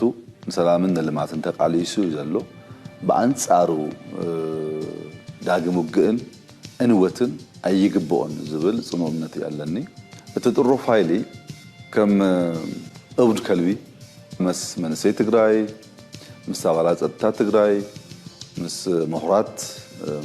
ዲያስፖራ ምስ መላህ ትግራይ ኣብ ከቢድ ቅርህነታት እዩ መንግስቲ ሻዕብያ ዘለዎ መርገጺ እንታይ ይመስል ሻዕብያ ስልጣን ክህዝ ከሎ ዳርጋ ልዕሊ 300 ፋብሪካታት ኣብ ኤርትራ ነይረን ሎሚ ዳርጋ ኩለን ዓንየን ሓንቲ ዩኒቨርሲቲ ነይራ ኣስመራ ዩኒቨርሲቲ ትበሃል ንሳ እውን ተኣፅያ እያ ሕጂ ኣብዚኣ በታ መጀመርያ ክንጅምር ምክንያቱ ሓንቲ ነገር ኣብርሂልና ኣሎ ሓደ ነገር ንጹር ኮይኑላ ኣብዚ እዋን እዚ ኣብ ህወሓት ተስፋ ቆሪፅ ኣብ ትግራይ ተስፋ ቆሪፅ ኣብይ ኣሕመድ ተስፋ ቆሪፅ ካብ ትግራይ ኢትስ ኦቨር ምስ ትግራይ ክዋጋ እዩ ምስ ትግራይ ክዋጋ እዩ ከቢድ ኩናት ዲ ክዋጋ ንእሽተይ ኩናት ድዩ ቀሊል ኩናት ድዩ ኩናት ክገብር እዩ ወዲዩ ኣሎ እዚኣ ቅድሚ ሕጂ ገይርዋ ዝነበረ እዩ ለሚሲ ቅድሚ ዝኾነ ነገር ምዝራብና ነታ ንሱ ገይርዋ ዝነበረ ቅድሚ ሕጂ ኣብዚያ ስምዕዋ ምክንያቱ እዚ ነገር እዚ ምስቲ ናይ ቀደም ዝገብሮ ዝነበረ ተተሓሓዝ ኣለዎ ድየብሉን ክትፈልጥ ኣለካ መጀመርያ ነገራት ተገጣጢምካዮም ጥራዮም ክርዱኻ ዝኽእሉ ቃለ ምልልስ ስለ ትግራይ ህዝብ ስለ ህውቅ ቃል ሲገቡም ጌታቸው ረዳ ጋር ሆኖ በሓደ ኮይና ለሀገሬ ንውጋ ኢሉ የኢትዮጵያ መንግስት ለኤርትራ መንግስት እባክን ና ሀገሬን እንውጋት ብሎ ጥሪ ሊያቀርብ ይችላል ተብሎ እንዴት ይታሰባል? ይህ በሀገራችን ታሪክ ታይቶ አይታወቅም፣ ወደፊትም አይደረግም። ይህ በታሪክ ታይቶ የማይታወቅ ነገር አይደገምም። ሕጂ ከም ንሪኦ ዘለና እዚ ሰብ እዚ ኩሉ ነገር ክገብሮ ዝኽእል ክገብር ዝኽእል እዩ ኣተሓሳስባ ናቱ ግጡም ክንደይ ሰብ ለባሚ ዘሎ ነገራት ናቱ ብቐረባ ደጋገም ታሪክ ስለ ዝኾነ ድማ ከሰልችወካ ቀሪብ ኣሎ ሕጂ ናብ ናትና ንመለስ ምክንያቱ ንምንታይ ኣብይ ኣሕመድ ብዛዕባ ቁጠባ ናይ ኤርትራ ዝዛረብ ዘሎ ኣገይን ኩሉ ግዜ በይን ቁንጭል ኣቢልካ እንተወሲድካዮ ኣይክርዳእካን እዩ ሓዋዊስካ ብኩሉ ነገር ተሪኻዮ እቶም ፖለቲካ ናቱ ዝገብርዎ ዘሎ ገይም ተሰሚዕካ ግን ክርዳእካ ይኽእል እዩ ክልተ ከስማዓኩም እየ ድሕሪኡ ስለምንታይ ነዛ ኢንተርቪው መሪፅዋ ኣሎ ማሙና ወደ አንድ ቢመጣ ለኢትዮጵያ መልካም ነው ብለን ትክክል ያው የመገንጠል ጥያቄዎች የሚነሱ በምን መልኩ ማስተካከል እንችላለን ነው ማለት ይሄ የእኩልነት ጥያቄ መነሻ ሆኖ ቀደም ሲል የመገንጠል ጥያቄ ተነሳባቸው ታሪካዊ ወቅቶች ነበሩ በኢትዮጵያ ውስጥ መነሻው እኩልነት ጥያቄ ነው የባህል እኩልነት የቋንቋ እኩልነት በአጠቃላይ ይሄ ብሔር ብሔረሰቦች እኩልነት የሚለውን ነገር አድሬስ ካረክ የመገንጠሉ ነገር ይቀራል ያቺ እኮ ኩርፊያንትና ቺፕስ ይሄ ቦቶም ላይ በቃ እንትን ካላችሁ እንወጣለን እንገነጠላለን የሚለው ነገር እንጂ ሆነ በስተቀር ምንም የሚፈጥረው ነገር የለም ስለዚህ የህዝብ ብዛዕባ ምንጻል ናይ ሃገር ናይ ኤርትራ ዲዮ ትዛረብ ጽንኢልና ወኻትዩ ዝያዳ ግን ትግራይ እውን ክትንጻል ከም ትኽእል ግምጋም ኣለዎ ካለ ክፋል ናይ ኢትዮጵያ እውን ክብተን ከም ዝኽእል ካብቲ ሃገር ገምጋም ኣሎ ኤርትራ ኣይተገንጸለትን ኩሉ ግዜ ንፈልጥ ኤርትራ ተጨቁና ነይራ ተጎቢጣ ነይራ حرنة عويجة أفتقرأي يكون أبكالي جن تقرأي ونكم زبل سمعتي يسمى زلهم إثيوبيا ناتشورال ناتنا حجر كتكون زي قبايا زبل زرباي زل هجي لسنك دفن تجارو قدي فيه له أبوتهم كينك زرباي دلني زعكل دمس سلزلهم انتهاي جن كنا نقرأكم دليل له خابز مسلكم إثيوبيا بحجوا إنها مبتتان عقم اللوا انتهاي لما لسنيو مغنياتو هزبي أبزا هاجرزي مسولك ساب زي رخبة معرنت كساب زي ترقاقزي إتا هاجرنا يكلنا يكساب زي بلي هذا عليت زم حدر هاجر هذا إليت زم حدر هاجر كساب زلا إتنا مبتتان منفس كليو امبر جنرال سب كبتاتن سلزلي كونن يزبل زلو تخكل زرباي زعبا إرترا قدم حجي تزاري بوز نبري حتك ህዝቦችን እኩልነት ኮንስቲቱሽናሊ ሊጋሊ ኢንስቲቱሽናሊ አድሬስ ካረከና ይሄ እኩልነት ከተረጋገጠ ለመገንጠል ወዲህ ወዲያ የሚባልበት ምክንያቱም አይኖርም። ይሄም ዓለም ላይ የመገንጠል እንቅስቃሴ የሚሉ አይሬ ነበር አሁን የለም። በዚከሊ ኤርትራውያን ከዚህ ከመገንጠል ጋር አንስተው የነጻነት ቀናቸውን ብዙም እንደማይወዱት ይነገራል። እርሶም በዚህ ሁኔታ ላይ አንድ ነገሮችን ሲናገሩ ሰምቻለሁ። ወል በዚከሊ ይሄ ዝም ብለው ለማኩረፍ ምክንያት ለመፍጠርና ለመቆጣት ምክንያት መፍጠር ነው። እኔ ኤርትራውያንን ማያቸው እንደ ወገኖቼ ነው። ማከብረው ህዝብ ነው። የሚወደው ህዝብ ነው። ኢንዱስትሪስ ህዝብ ነው። ከኤርትራውያን ጋር አብረን ብንኖር ብንደጋገፍ ሕጂ እንታይ ይጥቀሙለው ኣብዚ ትሪዎም ኣለኹም ሚክስድ ሲግናልስ ዝተሓዋወሰ ሓበሬታ እዮም ዝብል ዘለዉ ኣብ ካልእ ግዜ ባሕርናትና ክንቋፀር ኢና ብሓይልና ብቕልፅምና ዝብል ዘረባ ካብኡ እውን ካብ ካልኦትን ክንሰምፀን ኢና ሕጂ ድማ ንኤርትራውያን መዓልቲ ናፅነቶም ከኽብሩ ኣይፈትውን እዮም ደስ ኣይብሎምን እዩ ዝብል ባህላ ኣሎ ኢሉ ከመይ ኤርትራዊ ከመዓልቲ ናፅነቱ ዘብዕል ኣሎ ድዩ ኣይዶን ነው ኣነ ይረኣኹ መዓልቲ ናፅነቱ ሰብ ከመይ ኤርትራዊ ዘብዕል የለን እወ ኩሉ እቲ ንደልዮ ኣብ ናፅነትና ክንረኽቦ ዘለና ኣይረኸብና ኢና ኣለና ግን ዘይምርካብና ኣብታ ናይ ብልፅግና ንመለስ ትሪእዎ ኣለኹም እንጂ ከመይ ገይሮም ነቲ ነገራት ይተሓሓዝዎ ኣለዉ ኣብ እንታይ ኢሉ ኣብ ኤርትራ ፋብሪካታት ነይረን እተን ፋብሪካታት ድማ ከምኡውን ዩኒቨርሲቲ ነይሩ ኣብዚ እዋን እዚ ወላ ሓንቲ የለን ይብላ ኣሎ መጀመርያ 300 ፋብሪካታት ነይረን ክኾና ክእለን ካብ ኤርትራ ሰን ጥራይ ግን ኣይኮናን ነይረን ናትካ መንግስቲ ሃይለ ስላሰን ደርግን ዝሰረቕዎ ፋብሪካታት ነይረና ስለዚ ሪሜምበር ዳት ፓርት ኣዝ ወል ዝረሳዕና ከይመስሎ እሳ እውን ኣብ ሓንጎልና ቦታ ዝሓዘት እያ ሓደ በል ብዙሕ ነገራት ካባ ብዘረባ ናይ ጀነራል ስብሓት ኤፍሬም ሓንቲ ቤት ትምህርቲ ኣብ ኢትዮጵያ ምሉእ ሓንቲ ተነዲቓ እንተተባሂላ ሓንቲ ቤት ትምህርቲ ኣብ ኤርትራ ፈሪሳ ኣላ ማለት እዩ ሓንቲ ፋብሪካ ኣብ ኢትዮጵያ እንተገይሮም ሓንቲ ፋብሪካ ኣብ ኤርትራ ተኣልያ ነይራ ማለት እዩ ኢሉ ሃይለ ስላሴ እዚኣ ይስርሑ ነይሩ ሕሉፍ ሓሊፎም ሰብ ናይ ኤርትራ ሪፕሌስ ክገብሩ ተበጊሶም ነይሮም ደርጊ ድማ ብዝለዓለ ደረጃ ህዝቢ ናይ ኤርትራ ብዝለዓለ ደረጃ ከም ዘንቆልቆል ዝገበረ እውን ኣብቲ እዋን እቲ እዩ ኣብ ሰብዓታት ማለት እዩ 77 ብትክክል ክኸውን ክእል ኣስመራ መዓት ሰብ ሃዲሙ ዝኸደሉ ኣብ ጎደናታት ን2-3 መዓልቲ ክርሽኑ ዝውዕሉሉ ዝነበሩ እንትማይ ህዝቢ ኤርትራ ተስፋ ቆሪፁ ኩሉ ነገራቱ ሸይጡ ድዩ ገዲፉ ድዩ ሃፂሉ ንክጠፍእ እቲ ዝተረፈ ድማ ናብ ሰውራዲ ክኸይድ ወይስ ተንበርኪኹ ንክነብር ገይሮም እዮም ኦኬ ሳነግደፋ ኤርትራ ድሕሪ ናፅነት ክሰርቅዎ ዘይከኣሉ 300 ፋብሪካታት ነይርዋ እዚ 300 ፋብሪካታት ከምቲ ዝድለ ይሰርሕ ኣይነበረን ኣብ 1993-94 ብሓገዝ ናይ IMF ብዝተገበረ መብዛሕተን ተን ፋብሪካታት እቲ ተበላሽዩ ዝነበረ ስፔር ፓርት ናተን ተዓርዩ ጥራይ ዘይኮነስ ናይ ፕሮዳክሽን ዓቕምናተን ከም ዝሰፍሕ ተገይሩ እዩ ስለዚ ናይ ፕሮዳክቲቪቲ ናተን ኣፍራይነት ናተን ከም ዝዓቢ ተገይሩ ኣብ ፅቡቅ ዝኾነ ደረጃ ቁጠባ ናይ ኤርትራ ድማ 5%፣ 6%፣ 7%፣ 8% ደረጃ ይዓቢ ነይሩ ስለዚ ኤርትራ ነቲ ዝነበረ ፀገም ክትቅይር ትኽእል ነይራ ደን ወር ሃፕን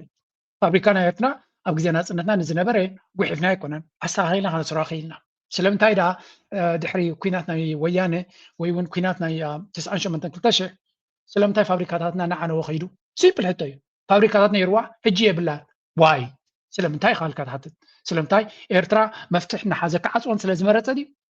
ናይ ዝኾነ ይኹን ዓለም መንግስቲ ዝደለየ ዓይነት መንግስቲ ይኹን ፋብሪካ ክዓፁ ይደልኒ ምክንያቱ ንዕዑ ንምንባር እውን ስለ ዘድልዮ ስለዚ እቲ ዘፍርዮ ዝነበረ ንብረት ኤርትራ እውን ተደልዮ ስለ ዝኾነት ስለዚ ብሰንኪ እገዳ ስፔር ፓርት ናተን ከም ዘይርከብ ገይርዎ ዝኾነ ይኹን መትከታ ሓፂን ከም ዘይርከብ ገይርዎ ካልእ ድማ ንብረት ናተን ኣብ ዝኾነ ክሽየጥ ስለ ዘይክእል በቲ ዝነበረ ኤምባርጎ ምስ ዝነበረ ናይ ዶላር ሕፅረታት ወላ ሓንቲ ክገብሩለን ስለ ዘይከኣሉ እቲ ፋብሪካታት ኣብ ቦቱ ኮፍ ኢሉ ኣሎ ጥራይ እንታይ ኮይኑ ስፔር ፓርትን ዝኣክል ክንክንን ስለ ዘይረኸበ ኤክስፐርት ናቱ ክኢላታት ናቱ ድማ በቲ ናይ ኤርትራውያን زقيق كاس بيرترا منسي يرترا مهدام دما كل تكلا زلو بزح كلا زلو كابت هاجر سلا زوصي تسترف دما سلا زخاتته تم فابريكاتات تراين تريفان كسر حي كالان قطوان يرترا دما كم زودق تغيرو سلازي we know the facts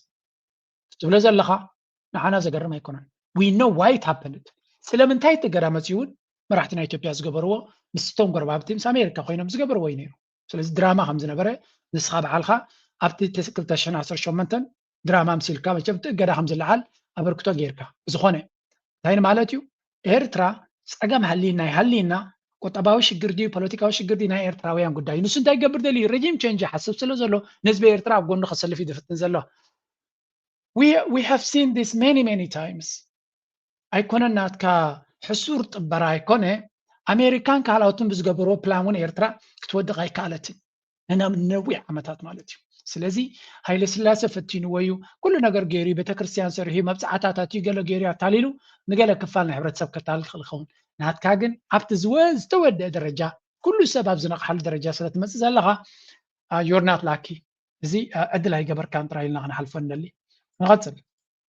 ዘግቷል ምን ምዕራፍ ላይ እዚኣ ሓንቲ እንዲያ ካብዚያ ግን ሓንቲ ክበኩም እየ እቲ ዝብልዎ ዘሎ ቡጌር ክውድእ እንግዲህ ሰላማዊ መንገድ የአንድ ወገን ብቻ አይደለም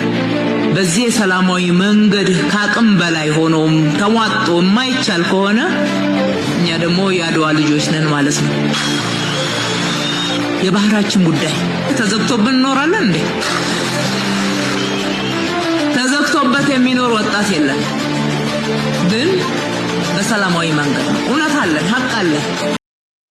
አንኖርም አዎ ተዘግቶብን አንኖርም ምክንያቱም ይህች ሀገር በቀይ ባህር ላይ የነበራት ሰፊ የመንቀሳቀሻ ግዛት ይታወቃል ለሺህ ዓመታት 4-5 በሮች ራሱ ወደብ ያላት የነበረች ሀገር ናት ከዛ ሁሉ ከጽንሰ ሐሳብ ጀምሮ ከም ትሪእዎ ዘለኹም ተዓፂና ክንነብር ኣይንኽእልና ዝብል ዘረባ ብብዝሒ ንሰምዕ ኣለና እንታይ ማለት እዩ እዚ ኩሉ ፀዊዒት ናይ ኩናት ኢና ንርኢ ዘለና ስለዚ ኣብቲ ገባሕሪ ንደሊና ኣብዚ ድማ ሳብ ግልፅ ጌራቶ ማለት ስራሓ ስለ ዘይኮነ ፖለቲካ ብሓይሊ ብውግእ ኣብቲ ገባሕሪ ከነማልስ ኢና ብሰላም ክንረኽቦ እንተዘይክኢልና እያ ትብል ፀኒያ እዚኣ እውን ሓንቲ ካብቶም ፖለቲካዊ ኤሊት ዓባይ ኣመሓዳሪት ናይ ኣዲስ ኣበባ ከምኡ ድማ ካብቲ ናይ ብልፅግና ሃርድኮር ወይ ቀንዲ ካብቲ ቲም እያ ስለዚ እዚ ንሪኦ ዘለና ብሙሉእ ፀውዒት ናይ ኩናት እዩ ቀስቃስ ናይ ኩናት እዩ ኣጀንዳ ናይ ኩናት እዩ እቲ ኩናት ብክልተ መንገዲ ዝንገር ዘሎ ክጅመር ያ ጅመርን ኣነ ናይ መወዳእታ ዘገረመትኒ እዚያ ዘረባ እዚያ በዚያ ጌርኩም ጥራይ ወድኡ በጦር አዛዦችና በገዢዎች የሚደርስባቸው ቅጣትም እስከ ሞት የሚደርስ እንደነበር ይነገራል በአድዋ ጦርነት ወቅት የተገኙ ከሃዲዎች ላይም ከባድ ቅጣት መፈጸሙን የሚገልጹ የታሪክ ማስረጃዎች አሉ ለምሳሌ አጼ ምኒልክ በምርኮ የያዙትን የጣሊያ ወታደሮችና የጦር አዛዦች በእንክብካቤ ይዘው ወደ ሀገራቸው እንዲሸኙ ሲያደርጉ በባንዳዎች ላይ ግን ከፍተኛ ቅጣት እንዲፈጸም አዘዋል ባንዳነት በታሪካችን ከም ትሪእዎ ዘለኹም ኣባይ ጋላታ ዚያቶ ከምዚኦም ሓያሺ ተራእየ እንታይ ዝብል ዘሎ ቀዳማይ ዘረባ ናቱ ባንዳ ጥራይ ትብል ካልእ ዕላማ የብሉን ማለት እቶም ኩሎም ፋኖ ሸነ ኩሎም ኣቕሉ ፅቢቦምሉ ስለ ዘለው ንዓታቶም ንኩሎም ብፀርፊ ዝስዕሮም እዩ ዝመስሎ ዘሎ ኣብ ባይታ ክስዕሮም ስለ ዘይክእል ብፀርፊ ዝሰዓሩ እዩ ዝመስሎ ዘሎ ከም ኣብነት ግን እንታይ ሂቡ ንባንዳ ወይ እውን ንፀላኢ ኮይኑ ዝሰርሕ ከቢድ መቕፃዕቲ እዩ ዝግብኦ ኣብ ናይ ዓድዋ ኩናት መኒሊክ ምስ ተዓወተ ነቶም ፀላእቱ ጣልያናውያን ብፅቡቅ ክንኻን ገይሩ ክመልሶም ከሎ ነቶም ምስኡ ኮይኑ ምስ ጣልያን ኮይኖም ዝሰርሑ ዝነበሩ ዝብሎም ዘሎ ኤርትራውያን እዩ ዝብል ዘሎ ነቶም ኤርትራውያን ነቶም ብድሌቶም ድዮም ብዘይድሌቶም እዮም ምክንያቱ ዓስከር ክኸውን ዝመርፅ ሰብ እውን ኣይነበረ ነቶም ዓሳክር ኮይኖም ኣብ መግዛእቲ ናይ ጣልያን ኮይኖም ብውሑድ ደሞዝ ወታደራት ኮይኖም ተገዲዶም ኣብ ኩናት ዝኣትዉ ዝነበሩ ኤርትራውያን ንዓታቶም ዝግብኦም መቕፃዕቲ ጌርና ድሕሪ 130 ዓመት ጣዕሳ የብሉ ኣብ ልዕሊ ኤርትራውያን ብዘጋጠመ ንሕና እዚ ከም ኤርትራዊ ቆርጢምካ ክትከይ ዘለካ እዩ ነዚ ከምዚ እናበሉኻ ምዚኣቶም ወሽለኽለኽ ዝብሉ ምህላዎም ግን ኣየገርምን እዩ ትፅቦ ነገር ግን ኣዝዮም ቁንጣሮ ንኤርትራ ድማ እንቋዕ ከዱላ ትብሎም ሰባት እዮም እቶም ምስ ብልፅግና ምስ ብርሃኑ ጁላን ምስ ኣባ ኣሕመድን ዘለው ተቃዋምቲ ዲኻ ገለ ክትብሎም ትኽእል እሳቶም ንኤርትራ እንቋዕ ከዱላ ኢኻ ትብል እንቋዕ ቦቶም ኣፍለጡላ ምክንያቱ ዝለዓለ ክሕደት ኣብ ልዕሊ ኤርትራ ንክፍት ዝለዓለ መጥቃዕቲ ኣብ ልዕሊ ልኡላውነትና ናጽነትና ክገብር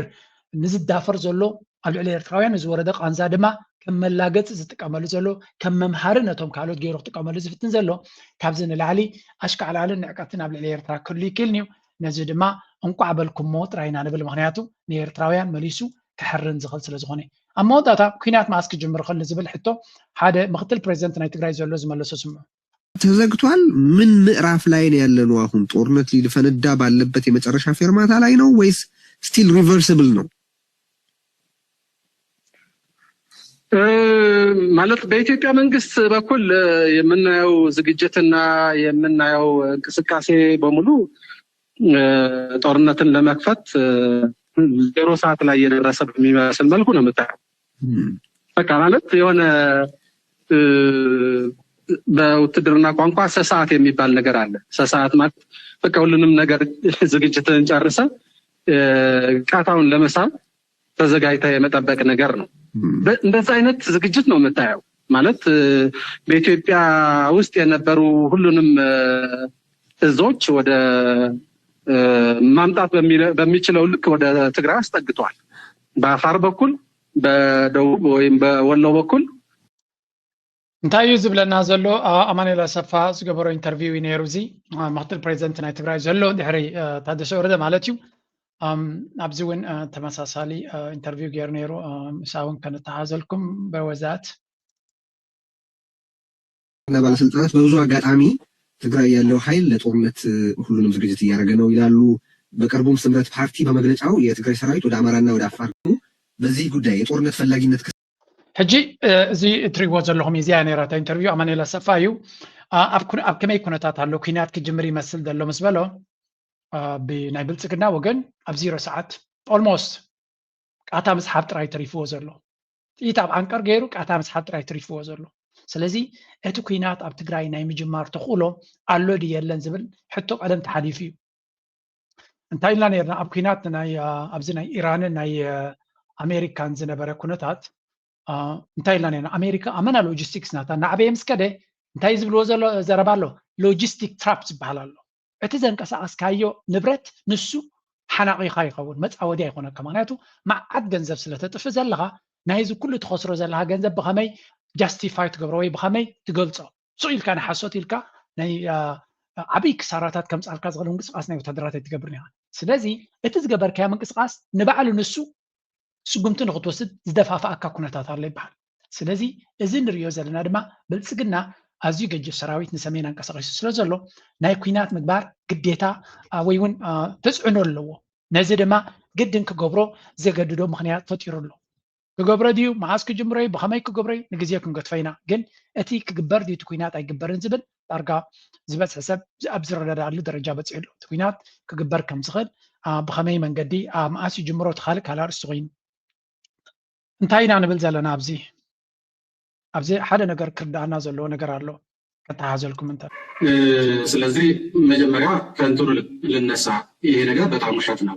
በትግራይ በኩል ሁለቱንም ነገር ያልካቸው የጦርነት ፍላጎትም ሆነ የጦርነት ዝግጅት ከዛም አልፎ ትንኮሳ ለማድረግ የትግራይ ሰራዊት ወይም የትግራይ የጸጥታ ኃይሎች ወደ የትም ቦታ አልተንቀሳቀሱም ትግራይ ውስጥ ናቸው ያሉት ይህንን ጉዳይ ማለት ዝም ብሎ ለማለት የምለው ነገር ሳይሆን እንደምታውቀው ትግራይ ላይ ጆኖሳይድ ታውጆ ከም ትሪእዎ ዘለኹም ኣብ ወገን ትግራይ ንኩናት ድሌት ከም ዘለዎም ናይ ኩናት ሸውሃት ከም ዘለዎም ናይ ኩናት ተበግሶ ከም ዘለዎም ዝኾነ ዝተገበረ ምንቅስቃስ የለን ንሱ ነቲ ክገብሮ ዝደሊ ዘሎ ናይ ኩናት መንፈስ ንዑ ጀስቲፊኬሽን ክኾነ ዝገብሮ ዘሎ ኣካይዳ ግን ብብዝሒ ንርኢ ኣለና ስለዚ በዚ መልክዕ ክትርድኦ እንተኽኢልካ ጥራይ እምበር ዝኾነ ይኹን ናይ ኩናት ኣንፈት ብወገን ትግራይ ስለ ዘሎ ይኮነን እንታይ ኢና ንብል ዘለና ኣብዚ ብሕፅር ዝበለ ናብቲ ኩነታት ከይሓለፍና ከለና እዚኣ እንድያታ ኢትዮጵያ ትበሃል ብልፅግና ኣብዚያ ሕጂ ኣብ ብዙሕ ክፋል ናይ ኦሮሞ ከቢድ ዝኾነ ኩናት የካይዳ ኣሎ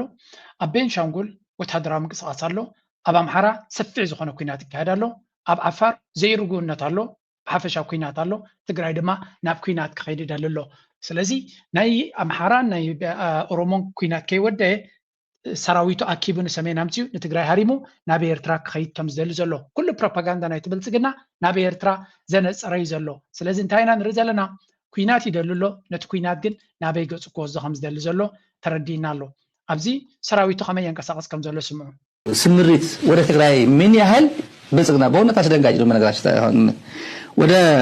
ትግራይ አካባቢ ከተጠጉት በ10ኛ እዝ ልጀምር በ10ኛ እዝ 10ኛ እዝ ሄድኳርተሩ ደባርቅ ነው 51ኛ ኮር ማይጸብሪ አለ ከዛ ውስጥ ደግሞ የዛ ኮር ደግሞ ክፍለ ጦር 34ኛ ክፍለ ጦር ማይጸብሪ ነው 51ኛ ክፍለ ጦር ማይጸብሪ ነው 68ኛ ክፍለ ጦር ማይጸብሪ ነው 303ኛ ኮር የ10ኛ እዝ ማለት ነው ይሄ ቦያ የሚባል ቦታ ነው ያለው እዚ እቲ ጸብጻብ ንሰምዖ ዘለና አብይ አሕመድ ክንዲ ምንታይ ሰራዊት ኣብ ከባቢ ትግራይ ኣምፂኦም ዘሎ እዚ ዝኣክል ሓበሬታ ንህዝቢ መሃብውን ንፅባሕ ንጎውን ጭብጢ ክኸውን ስለ ዝኽእል እዩ ስለዚ the scale of military deployment እቲ ዕቤት ናይቲ ሰራዊት ገይርዎ ዘሎ እዮም ዝነግሩ ዘለው ስለዚ 10 ኮማንድ ቴንስ ኮማንድ እቲ እዚ ማለት እዩ ኣብ ደባርቕ ዝበሃል ከም ዘሎ 51 ኮርፕስ ዝበሃል ድማ ኣብ ማይፀብሪ ከምኡ 303 ዝበሃል ኣብ ራያ including 57 71 72 ዲቪዥናት ማለት እዩ ወይ እውን ብርጌዳት ወላ ኣደን እንታይ ክንብሎ ንኽእል ብናቶም ስለዚ ዳርጋ ነቲ ትግራይ ብታሕተዋይ ወገን ብኩሉ መንገዲ ብወሎ ገይሩ ብኻሊ ገይሩ ብኩሉ ክዓፅዋይ ዝፍትን ዘሎ እዚ ድማ ታክቲክ እውን እዩ ነቲ ኣምሓራ ፋኖ እውን ካብ ትግራይ ክመፅኦ ንዝኽእል እውን ምብታኽ ዝኾነ ይኹን ኮኔክሽን እስክህልዎም ከም ዘይክል ንምግባር ዘርኢ ዘሎ ኩነታት ንርኢ ከምኡ እውን ኖርዝ ዌስተርን ኮማንድ ዝበሃል ድማ ሄድኮርተር እቲን ኣሶሳ ይበሃል ኢንክሉዲንግ 502 ይብላ ኣሎ ብዙሕ ሰራዊት ናቱ ኣብ ሰሜን አንቀሳቂሱ ከም ዘሎ ይዝንገር ዘሎ ስለዚ ብልጽግና ኩናት ክጅምር ይጅምርን ድሕሪልካ እቲ ሎጂስቲክስን ሰራዊትን ናቱን ከመይ ኢሉ ከይዱ ከም ዘሎ ተሪኻዮ ካብኡ ተበጊስካ ነቲ ክግበር ዝኽእል ኩናት ኣሎ ድየለን ክትዛረበሉ ትኽእል እዚ ሓደ ክፋል ሓንቲ ክፋል ናይቲ ኣብይ ዝሓስቦ ዘሎ ግን እዚ ብልጽግና ንሪኦ ዘለና መብዛሕቲ ግዜ ካብ ፕላን ወፃኢ ዘጋጥሞ ነገራት ካይበዝሕ ካብ ፕላን ወፃኢ ዘጋጥሞ ዘሎ ነገራት ድማ ክንርኢና ምክንያቱ ራይት ናው ብልጽግና ንትግራይ ክሓርም እዩ ኢሉ ኩሉ ሰብ እናተፀበየ ከሎ ካብ ሱዳን ሓደ ኣገዳሲ ድምፂ ወፂኡ ኣሎ ኣብ ንነዊሕ እዋን እንታይ ንሰምዕ ነርና ኣብ ምዕራብ ናይ ሱዳን ወይ እውን ኣብዚ ቤንሻንጉል ጉሙዝ ዝበሃል ወታደራዊ ማዓስከር ገይሩ ከም ዘሎን ከምኡ ድማ ናይ ድሮን ቤዝ ተገይሩ ካብኡ ንዳዕመ ሰሪዕ ክሕግዝ ይፍትን ኣሎ ዝብል ዘረባ ንነዊሕ እዋን ንሰምዕ ነርና ብዙሓት ሰባት ነዚ ነገር እዚ ከም ዓብ ነገር ገይሮም ይርእይዎ ይነበሩን ወል እዚ ነገር እዚ ዓብ ጥራይ ዘይኮነ ሰንተር ናይቲ ማእከል ናይቲ ኩሉ ዝገብሮ ዘሎ ኣጀንዳ ኮይኑ ተረኺቡ ኣሎ ኦኬ ሕጂ ኣብዚ እንታይ እዩ ሱዳንን ኢትዮጵያን ኣይተቃደዋን ቀኒየን ከይተቃደዋሲ ሓያል እዋን ገይረን እየን ዝብል ዘረባ ነይሩ እዩ እዚ ሓድሽ ነገር ኣይኮነን ዘገርም እውን ኣይኮነን ሕጂ እንታይ እዩ ዘይቃድወን ነይሩ እንድሕሪ ኢልካ ድማ ሓደ ካብቲ ሱዳን ብተደጋጋሚ ንኢትዮጵያ ክትከሳፅ ፀኒሓ ሰራዊት ድዩ ሎጂስቲክስ ድዩ ካልእ ነገራት ነቲ ዳዕመ ሰሪዕ ንምሕያል ትሕግዝ ከም ዘላን መጋበርያ ናይ ብልጽግና ኮይና ናይ መጋበርያ ናይ ኢማራት ኮይና ነቲ ኩናት ናይ ሱዳን ኩናት ንምፍራስ ናይ ሱዳን ትተሓበር ከም ዘላ ይገልፁ ነይሮም እዮም ሕጂ ግን ሓደ ኣገዳሲ ዝኾነ ነጥቢ ተረኺቡ ኣሎ ንሱ ድማ እንታይ ዝብል እዩ ድሮናት ካብ መሬት ኢትዮጵያ ተበጊሰን ናብ ሱዳን ንሰራዊት ሱዳን ይሃርማ ከም ዘለዋ ክሲ ተገይሩ ኣሎ ስለዚ ሱዳን describes this action as hostile and unacceptable violation of sovereignty and act of aggression against the state ስለዚ እዚ ዝግበር ዘሎ ስጉምቲ ንልኡላውነታ ዝደፍር ሓደ ናብ ኩናት ክደፍእ ዝኽእል ማለት እዩ ከምኡ ድማ እቲ ሃገር ድማ ወራር ይካየደላ ከም ዘሎ an act of aggression ኣካል ናይ ወራር ናብ ልዕሊ እቲ ሃገር ከም ትቆፅሮ ዘላ ስለዚ እቲ መግለፂ ዝወፀ ወርሒ 2/16 containing into early March continuing ናብ መጀመርያ ናይ ወርሒ 3 ድማ ቀፂሉ ኣሎ ማለት እዩ Sudan issues a warning to Ethiopia authorities about the consequences of such actions Sudan asserts its right for defense its sovereignty and territorial integrity response to attacks using various means and methods ስለዚ ሱዳን ትገብሮ ዘላ ኣብ ልዕሊያ ትወስዶ ዘላ ስጉምቲ ክትወስድ ከም ትኽእል እያ ትነግር ዘላ እንታይ ማለት እዩ እዚ ጉዳይ እዚ ሓደ ክፋል ናይቲ ዝርአ ዘሎ ፀገም ጥራይ እዩ ላት ክልተ ዝወፀ እዚ መግለፂ እዚ ንሉላውነታ ክትከላኸል እያ ቴሪቶሪያል ኢንተግሪቲ ናታ ክትከላኸል እያ ነዚ ድማ ኩሉ ዓይነት ስጉምቲ ክትወስድ ትኽእል እያ ብልፅግና ሰራዊቱ ብምሉእ ንሰሜን ሰዲድዎ ኣሎ ንብል ኣለና ሰራዊቱ ንሰሜን ሰዲድዎ ኣብ ዘሎ ብምሉእ ንሰሜን ሰዲድዎ ኣብ ዘሎ ኣብ ቤንሻንጉል ኣገዳሲ ምትፍናን ተፈጢሩሎ ሱዳን ድማ ቅድመ ኩናት ክግበር ዝኽእል መግለፂ ዝመስል ዘረባ ሂባ ኣላ ነዚ ዘረባ እዚ ሱዳን ጥራይ ኮነትን ኢላቶ መብዛሕትኡ ሰብ ይፈልጥ እዩ ነዚ ዘረባ እዚ ኢማራት እውን ኢላቶ ግብፂ እውን ኢላቶ ኣላ ግብፂ ስለምንታይ ትብለላ ኢማራት መሽቆላ ስለ ዘላ ጉዳይ ናይ ኢማራት ይድይዎ ስለ ዘሎ ኢማራት ኣብ ናታ ጉዳይ ስለ ዘላ ነዛ ሕጂ ተፈጢራ ዘላ ብልፅግና ጥራይ ኮነን ስጉምቲ ክውሰደሉ ከም ዝኽእል ንምግማት ዘድሊ እዚ ስለዚ እዛ ጉዳይ እዚኣ ብብዙሕ ነገር እያ ትዝረብ ዘላ ምዝያ እዚ ንባዕሉ ነፍሱ ዝኻለ ኣርእስቲ ኩናት ንምጅማር ዝጠቕመካ እዩ ብልፅግና ኩናት ንምጅማር እንታይ ተጠቂማ አንፃር ኤርትራ ኢልና ኣብ ውሽጠይኑ ዘለዉ ተቃዋምቲ መንግስቲ ኤርትራ ይዕጥቕ ኣሎ ሰራዊት ናይ ኤርትራ ድማ ኣብ ውሽጢ ኢትዮጵያ ኣትሂሎ ብምባል ዝገበረ ክሲ እዩ ንዑ ዝመሳሰል ናይ ኤርትራ ዝኾነ ጭብጢ የለን ናይ ኢትዮጵያ ግን ጭብጢ ኣለዎ ሮይተርስ ዝኣክል መደበር ኣሽሓት ሰራዊት የሰልጥን ከም ዘለዎን ከምኡውን ናይ ድሮናት ቤዝ ከም ዘለዎ ነጊር ነይሩ ስለዚ ሎጂስቲክስ ካብ ሶማሊላንድ ብኢትዮጵያ ኣትዩ ኣብኡ ከም ዝበፅሕ ድማ ሪኦም ኣሎ ስለዚ ዝኣክል ጭብጢ እዩ ዘለዎም ሱዳን ነዚ ዓይነት ክሲ ክገብሩ ከለዉ ኢዝ ኢንትረስቲንግ ሓደ ነዚያ ትሪእዋ ኣለኹም እቲ ናብ ኤርትራ ክገብሮ ዝደለየ ዝሓስብ ዝነበረ ናይ ሓሶት ክሲ ሱዳን ብትክክል ብጭብጢ ዝተሰነየ ኢትዮጵያ ወራሪት ሃገር እያ ትብል ኣላ ካልኣይቲ ክሲ ድማ ወፂኣ ኣላ ኣብዚ ሰለስተን ከነተሓዘን ኢና ኣብዚ ድማ ሓደ ክሲ ወፂሉ እዚ ክሲ ድማ ካብ ናይ ጀዋር ዝተበገሰ ኮይኑ ጀዋርን ካልኦት ክኢላታትን ዝብልዎ ዘለዎ እንታይ እዚ ድማ ናይ ኢትዮጵያን ኤርላይንስ ሰራዊት ኣብ ምንቅስቃስ ናይ ዳዕመ ሰራዊት ኣብ ምንቅስቃስ ይተሓባበር ከም ዘሎን ኣፅዋር ካልእ ሎጂስቲክስ ኣብ ምንቅስቃስ ይሰርሕ ከም ዘሎ ብፍላይ ድማ እቶም ዕሱባትን ካልኦት ወታደራትን ካብ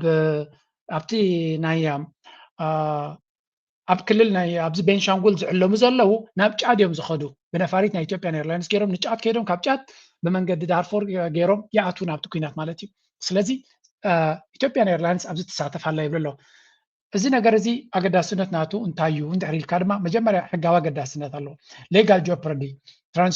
transporting the RSF a group facing allegations of genocide threatens the airline's international landing rights ስለዚ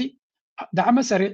ብናይ ጀኖሳይድ ገበናት ዝኽሰስ ዘሎን ዝሕመ ዘሎን ኣብ ዓበይቲ መጋባያታት ጉዳይ በፅሑ ዘሎ ንዕዑ ሰራዊት ናቱን ወታደራት ናቱን ንምንቅስቃስ ዝተሓባበር ዘሎ ኤርላይን ኣብ ብዙሕ ሃገራት ንኸይዓልብ እገዳ ክወርዶ ይኽእል እዩ እዚ ነፍሱ ዝኻለ ነቲ ኤርላይን ኣብ ነዊሕ ግዜ ከጥቅዖ ዝኽእል ኩነታት እዩ ክረጋገፅ ተኽኢሉ ማለት እዩ ክልተ ኤቪዬሽን ኖርምስ ዩዝ ኦፍ ሲቪላዊ ኤርላይንስ ንወታደራዊ ምንቅስቃስ ምጥቃም ነፍሱ ዝኻለ ኣንፃር ዓለም ለኻዊ ናይ ኤቪዬሽን ሕጊ ስለዝኾነ ሕግን ፕሮቶኮልን ስለዝኾነ ናቱ መቕፃዕትን ናቱ ፀገምን ኣለዎ ሪጂናል ፎልኣውት ተወሳኺ ድማ ዞባዊ ፀገም ክፈጥር እዩ ዴሌጌሽንስ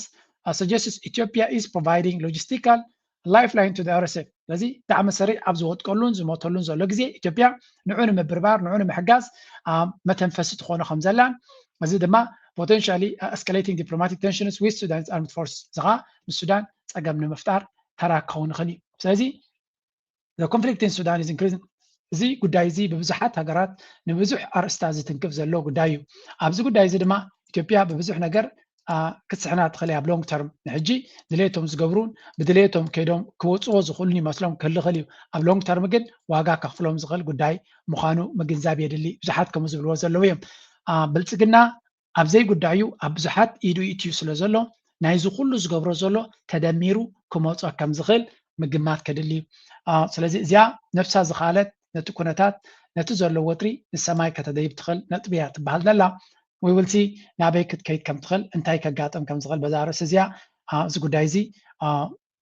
እናተሸናኸረ ክኸይድ ዝኽእል ንብልፅግና ድማ ሓደ መዓልቲ ከረኻኽበሉ ዝኽእል ኣርእስቲ እዩ ዝበሃል ካልኦት ኣብዚ እንታይ ዝብል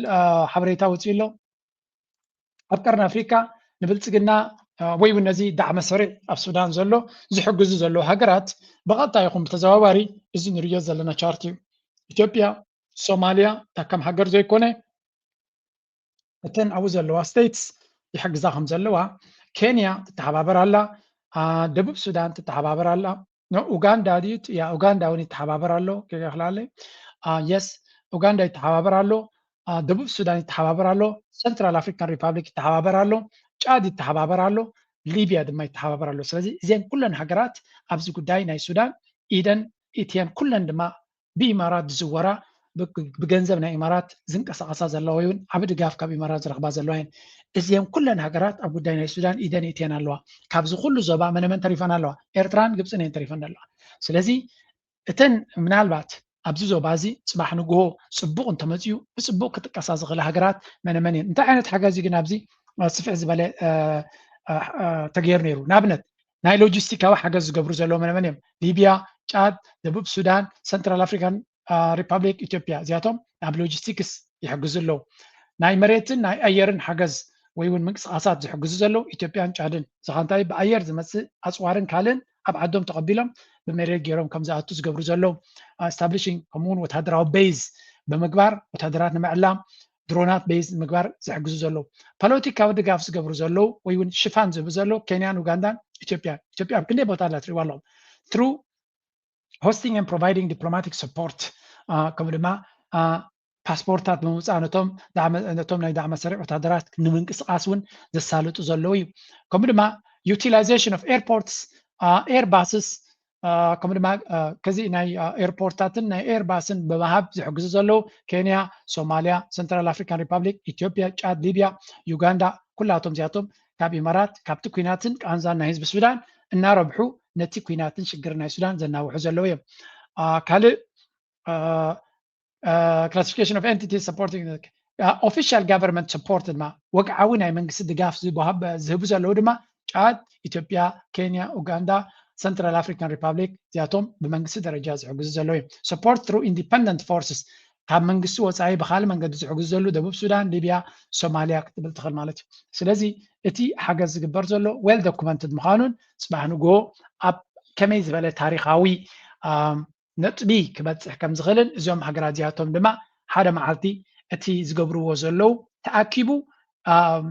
ክመፅኦም ምዃኑን ሓሊፉ ክፀንሖም ምዃኖምን ምግማት ከድሊ እዩ ስለምንታይ ከምኡ ንብል ኣለና ሎሚ ፅቡቅ ክትህሉ ትኽእል ኢኻ ሎሚ ጥዒመካ ክህሉ ይኽእል እዩ ፅባሕ ንግሆ ግን እዚ ኩነታት እዚ ከመይ ክራኽበልካ ከም ዝኽእል ምግንዛብ የድሊ ምክንያቱ ትማሊ ፅጋቦም ምፅኣር ሲኖም ምቾት ኮይንዎም ዱንያ ኩላ ኣብ ኢዶም ኮይና ዝጉዕሩ ዝነበሩ ሎሚ ካብ ዱባይ ካሃድሙ ሰባት ዝውዕልዎ ዘለዎ ከረየኩም እየ ናብቲ ጉዳይ ክመልሰኩም መጀመርያ ብቀይሕ ባሕር ንጀምር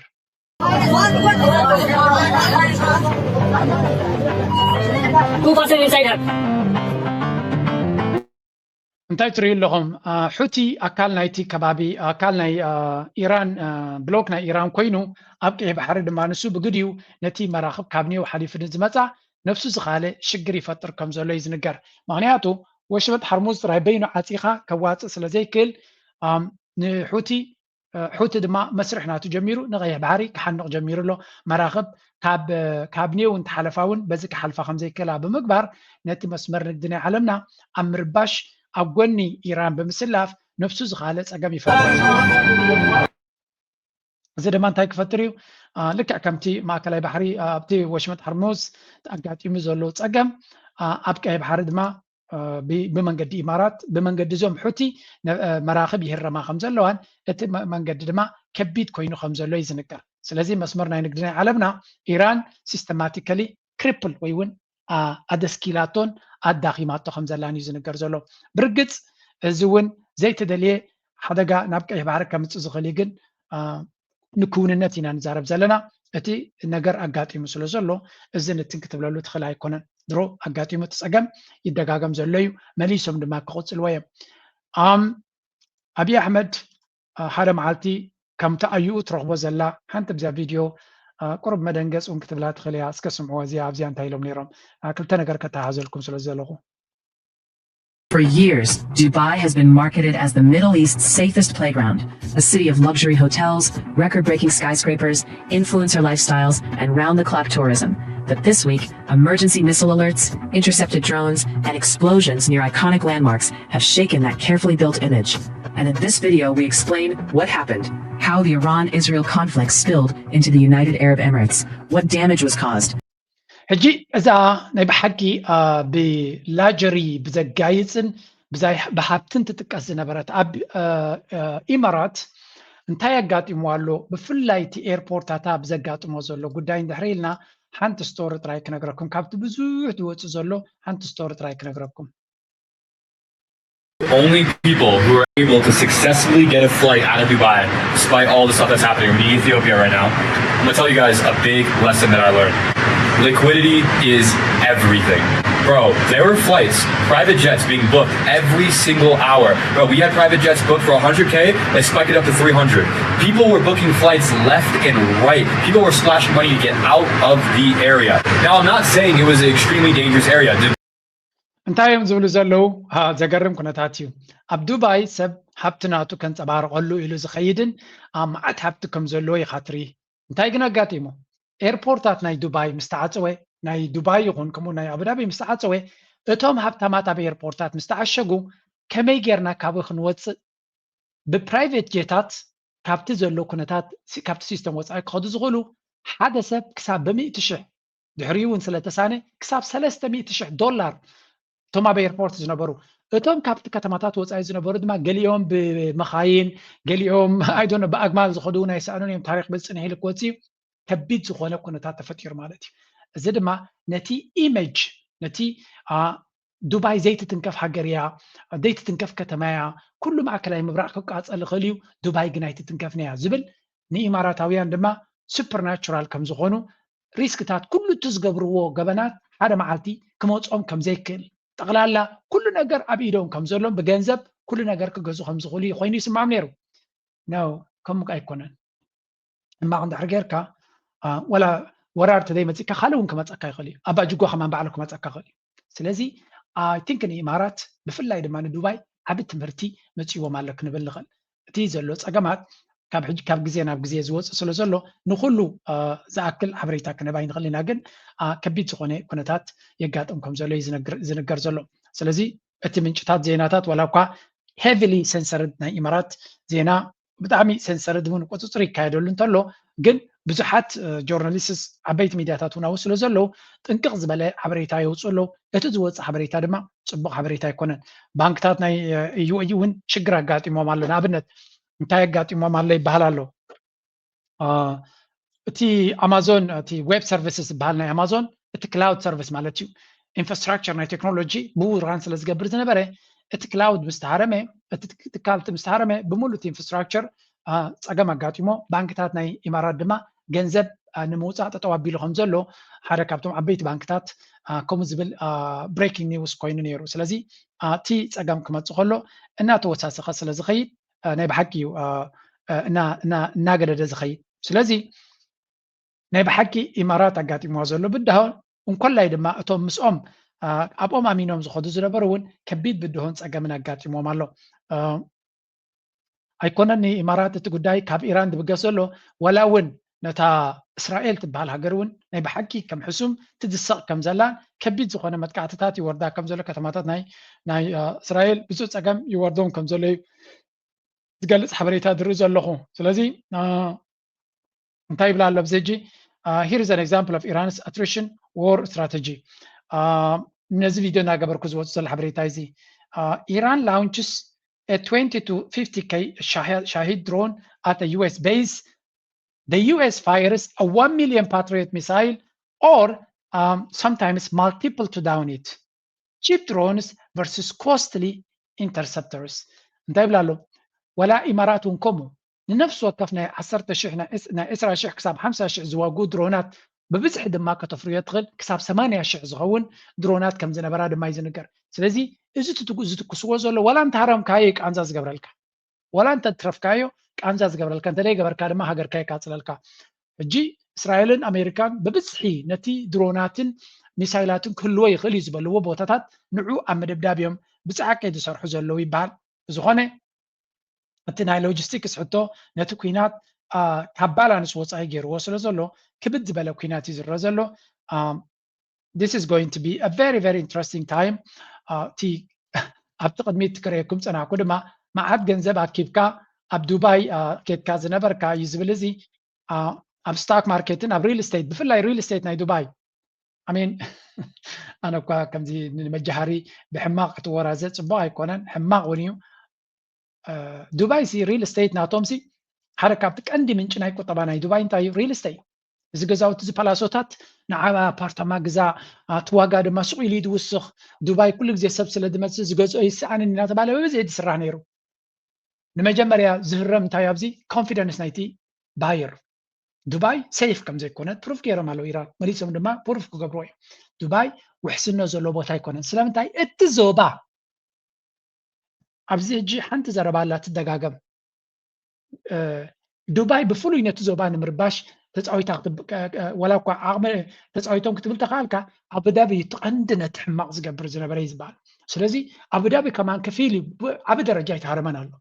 دبي زياده زرم زلو سلازي ات بوليسي بريزنسي ولا بوليتيكا نا امارات بابو دابي يدزور ابو دابي تي روج ابزوباتات نيمن مقصال ليبيا نمقال السودان دك مقصال ابكال بزح بحماق تخصص ابو دابي دبي ግን ነትዋጋ ተኸፍለላ ምክንያቱ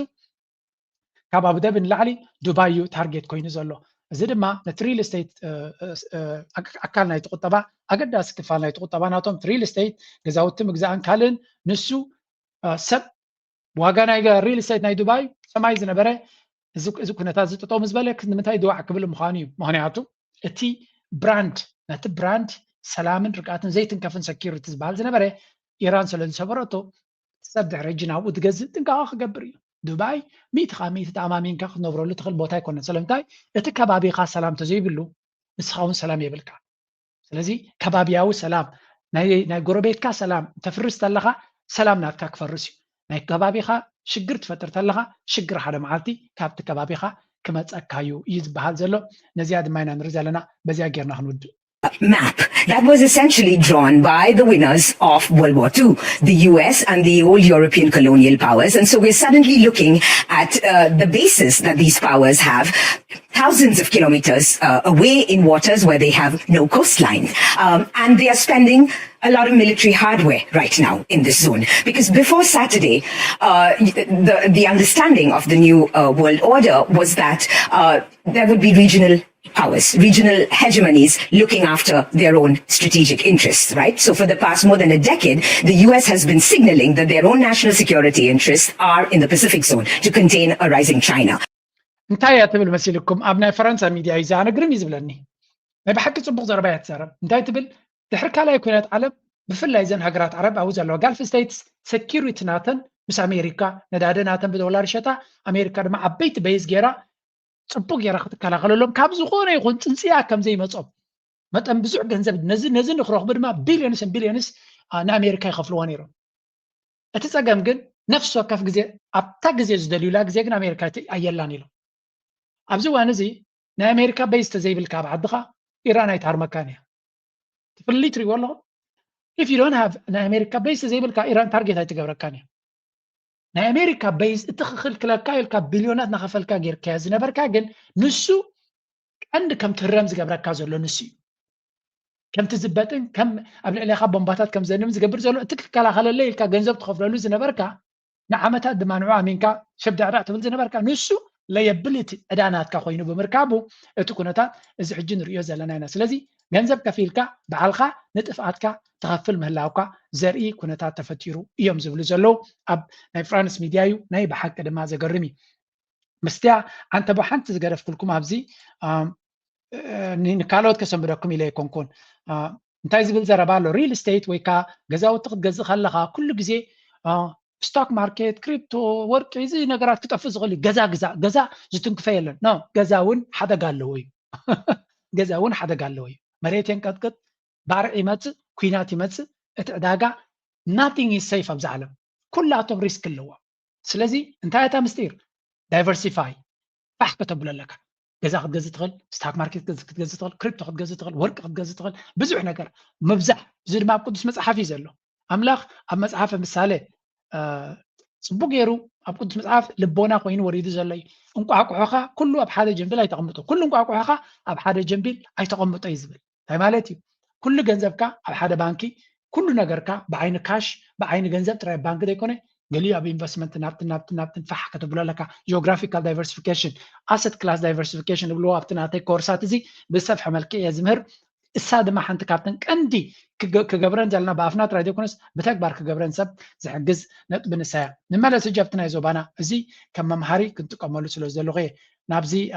እንደራ ናይ ብልጽግና ንመለስ ኒውዮርክ ለኒውዮርከር ታይምስ እንደገለጸው ከሆነ እኔ ለአሜሪካ ዋጋለሁ እኔ አሜሪካን በጣም ወዳታለሁ ጠቅላይ ሚኒስትር ሆኖ ነው እንደዚህ ያለው ይሄ ሌላ ህግና ስርዓት ያለበት የህግ የበላይነት ያለበት ሀገር ቢሆን ኖሮ ይሄ ግለሰብ በማግስቱ እጁ በካቴና ታስሮ እድሜ ልክና ከዛም በላይ ፍርድ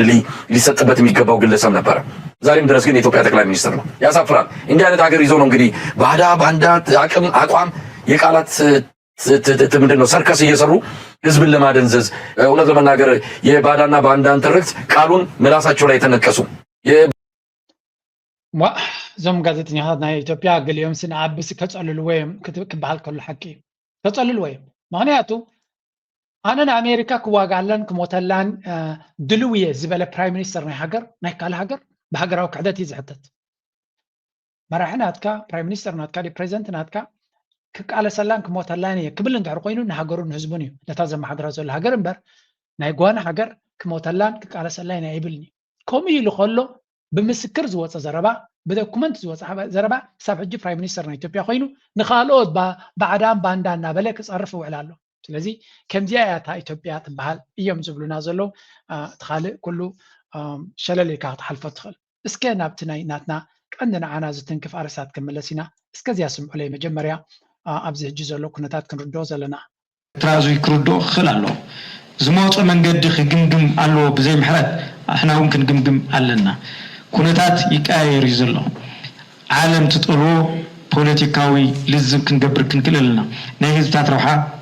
ኣጉምት ክንእቱ ኣለና ወዮ አንዚዝና እንደንዚዝና ንበርኮ ጆኖሳይድ ንህዝቢ ኤርትራ እውን ተኣውጅ እኮ እዩ ህዝቢ ኤርትራ 3 ሚልዮን ይኾን በዝሑ ኢትዮጵያ 3 ሚልዮን ትወልድ እያ ስለዚ በዚ ጌርካ ጥፊኻ ተዓድም ቁፃር ይከኣል እውን ኮይ ተባሂሉ ከምዚ እናተባሃለ እናተዘረብካ እንታይ ኢኻ ትገብር ዘለኻ እዚ ስርዓት እዚ ከዓ ብባህሪኡ ዘይቀየራ ነገር ዝገብራ ይዛረባ በቃ ይሓብል ጭፍጭፎኩም ይኸጥፎኩም ይብል ይጭፍጭፍ ኖታት ትበኺያኽን ይብል ይብኪ እዛ ዓጥፎኩም ይብል ዓይን ብጨው ዝሓፅፈ ስለዚ እንታይ ዓዚሙ ከም ዝሓዘና ኣነ ክርደኒ ኣይከኣለን ሓደ መንገዲ ክግምግም ኣለዎ ብዘይ ምሕረት ኣሕና እውን ክንግምግም ኣለና እዚኣ መምህር ኣብርሃ ዝዛረባ ዘሎ ናይ ብሓቂ ኣነ እውን ብዕምቆት ክስራሕላ ዘለዋ ኮይኑ ይስምዓኒ መንግስቲ ኤርትራ استراتيجي ناتو جمجيم اندي ناب صمدو اتي زلو ግን ዲስ ሃስ ቱ ቢ ብጽቡቅ ክዝረበሉን ክስራሐሉን ክኽእል ኣለዎ ስትራቴጂክ ዕላማታት ናይ መንግስቲ ኤርትራ ኣብዛ ብ4 ኪሎ ትመሓደር ኢትዮጵያ ዘሎ ጠቕላላ ክቕየር ክኽእል ኣለዎ ጥራይ ዘይኮነ ብትሕቲ መጋረጃ ዓብዪ ልካውን ክዝረብ ኣለዎ ንሕጂ የስ ኣብ ትግራይ ኣካል ናይ ኢትዮጵያ ግን ስትራቴጂ ናይ ኤርትራ ጠመተ ናይ ኤርትራ ኣብዚያ 4 ኪሎ ሓድነት ዘለዋ ኢትዮጵያ ገለመለ ዝብል ዘረባ ተኣልዩ ምስ ዘርባሓና ጥራይና ክንሰርሕ ዘለና ምክንያቱ ስትራቴጂክ ኢትዮጵያ ንኤርትራ ክትጎብጣ ጥራይ ትደሊ እቲ 4 ኪሎ ዝበሃል ምሕደራ ንኤርትራ ጎቢጡ ክነብር ዝደሊ ስለዚ እዛ ሕጂ ተፈጢራ ዘላ ሓጓፍ ንሳቶም ኣያሹ ስለ ዝኾኑ ሓጓፍ ተፈጢሩሎም ባሕሪ ናይ ኤርትራ ዝወስዱ ዝመስሎም ዘሎ ማለት ፈኸራ ናቶም ፀሓይ ዝወቕዖ እንድዩ መዓልታዊ ግን እንተራኻዮ ፅቡቅ እዩ ፀላይኻ እንታይ ይፍክረልካ ኣሎ ዋላ ክትስሕቅ ከሎ ትኽእል ኢኻ ግን ተሰማዕካዮ ፅቡቅ ኮይኑ ይስማዓኒ ያብዲ ጉዞ ወዴት ነው? ቆይ ጉዞ ወደ አሰብ ነው ብራዘር። ናሳ የሳይ ናሳ ወደ አሰብ ቀጥታ ማለት ነው። ከም ትሪእዎ ዘለኹም ጉዕዞና የማን ፀጋም ዘይብሉ ትኺልካ ናብ ዓሰብ ገፁ እዩ ዝብል ዘሎ ስለዚ ዓሰብ ዲኻ ክትበፅሕ ወላ ዓሲኽካ ኢኻ ክትተርፍ ንሱ ንግዜ ንእዋንን ንገድፎ ኮይኑ እዚኣ ኢትዮጵያ እዚኣ ኣብ ሰንኮፍ ዘላ ኤርትራ ድማ ነዚ ኩነታት እዚ ከተሕልፋ የብላን whatever the case is ኤርትራ ዘድሊ ስጉምቲ ወሲዳ ዕላማ ብንጹር ኣስተኻኺላ ነዚ ሕጂ ዘሎ ሞሜንት ነዚ ሕጂ ዘሎ ተፈጢሩ ዘሎ ሓጓፋት ማክሲማም ተጠቂማትሉ ሓንሳብ እናሓዋሩን ነዚ ብድሆ እዚ ክትፈትሖ ኣለዋ ምክንያቱ ነዚ ንክትገብር ኣብ ጎና ዝተሰለፉ ብዙሓት ኢትዮጵያውያን ስለ ዘለዉ ነዚ ዕድል እዚ እንተዘይሓለፈ ከም ኤርትራዊ ትምኒትና ንሱ እዩ ምክንያቱ ተጋሩ ዝተጋጋሚ ሓንቲ ዘረባ ይዛረብ ኣለዉ እዚ ኩነታት ናትና ሕብእብን ልውስውስን ገዲፍካ ንጹር ዝኾነ መርገፅን ዕላማን ሒዝና ነቲ ጉዳይቲ ክንለብሶ ኣለና ክንላበሶ ኣለና ይብለው ጽምዶ ነጠናኽር እዩ ብግልፂ ኢና ክንፅውሕ ጽምዶ ክንብል ቅድሚ ሕዚ ቅዋም ናይ ጎረባውትና ክሳብ መሊእና ንምርምር ምሕዝነትን ሕብረትን ሰሜናውያን እናበልና ኢና ፀኒሕና ሕዚ ብሽሙ ኢና ክንፅውዖ هذا محاز علوي كنا محاز لنا متعم الدلونا not only بقروا وتنا أو كواينون أو علمون دقفت اللونا حزب تجري قوانا يكونن هذه محاز علوي يكونن كم تمالي حشكي محازة اللو حانت زمان فرح وين زلو نيرات كيلو منجستي زبك منجستي balance of power completely shift غير نوزلناون قراي كونه تهديدي كونه من تيركبلو انت عايز حساب زله سلنفلتي وتدراو مش نحنا وزين الزرب نوين زوننا تكنولوجي يلن شو جنبار كونه ينبلصقنا ليس اوعتنا صمدنا طناخري بقلتينا نصوح صمدخ نبل قدم حزي كمزا كدانه امنه زبلا زلون كالوت تغارو زبلا زلون اذا مدرخ زيا بلصقنا نسو ياي بلح تقصير لي انديو نز كنتات تتقيمو قبل الارترا سقم توسيدو بحر دي والاجن افريت كوسدي زفتن زلو ግን ኤርትራን ትግራይን ድማ ከምኡ ድማ አምሓራ ነዚያ ሞመንት እዚያ ነዛ ዕድል እዚያ ተጠቂሞም እቲ ዘለና ፀገም ሓንሳብን ሓዋሩን ክፈትሕዎ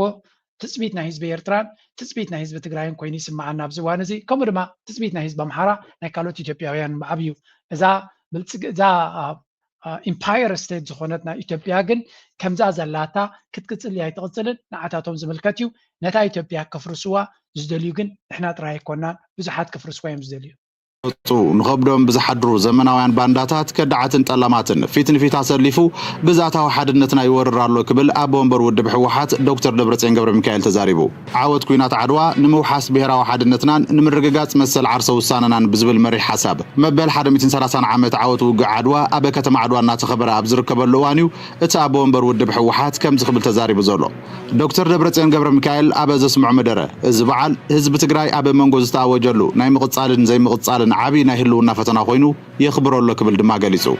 መንግስቲ ኢትዮጵያ ካብ ማህፀን ትግራይ ብዝወፁ ንኸብዶም ብዝሓድሩ ዘመናውያን ባንዳታት ከዳዓትን ጠላማትን ፊት ንፊት ኣሰሊፉ ግዛታዊ ሓድነትና ይወርራሎ ዝበለ ኣብ ወንበር ውድብ ሕወሓት ዶክተር ደብረጽዮን ገብረ ሚካኤል ህዝቢ ትግራይ ነዛ አንጻር ሕገ መንግስትን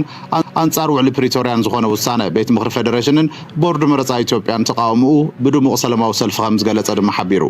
ወሲኹ ድማ መንግስቲ ኢትዮጵያ ንህዝቢ ትግራይ ካብ ምድረ ገጽ ንምጥፋእ ቅድሚ 8 ዓመት ዝወጠኖ ሰይጣናዊ ሕልሚ ተግባራዊ ንምግባር ሎሙን ዘመናዊ መሳርሒ ዝወነነ ሽሾ ሰራዊት ኣብ ወሰና ወሰን ትግራይ ኣኪቡ ወግሐ ፀብሐ ነጋሪት ኩናት ይውጃሎ ድሕሪ ምባሉ ከም ወትሩ ምልኣት ህዝብና ወዲብና ሕጋውን ብህዝብና ተቐባልነት ዘለዎ መኸተን ኣብ ምዕዋት ውድብና ሕወሓት ታሪኻዊ ሓላፍነት ተሰኪማላ ክብል ተሰሚዑ ዶክተር ደብረጽዮን ኣብቲ ዘስምዑ መደረ ህዝቢ ትግራይ ታሪኽ ይሰርሕ እምበር ታሪኻ ይፅሕፍን ዝብል ተረኽ መሊኻ ንምስባር ኩልና ተጋሩ ታሪኽና ኣብ ምዕቃብን ንውልድ ወለዶ ክመሓላለፍ ኣብ ምግባርን ብፅሒትና ክንዋፃእ ይግባእ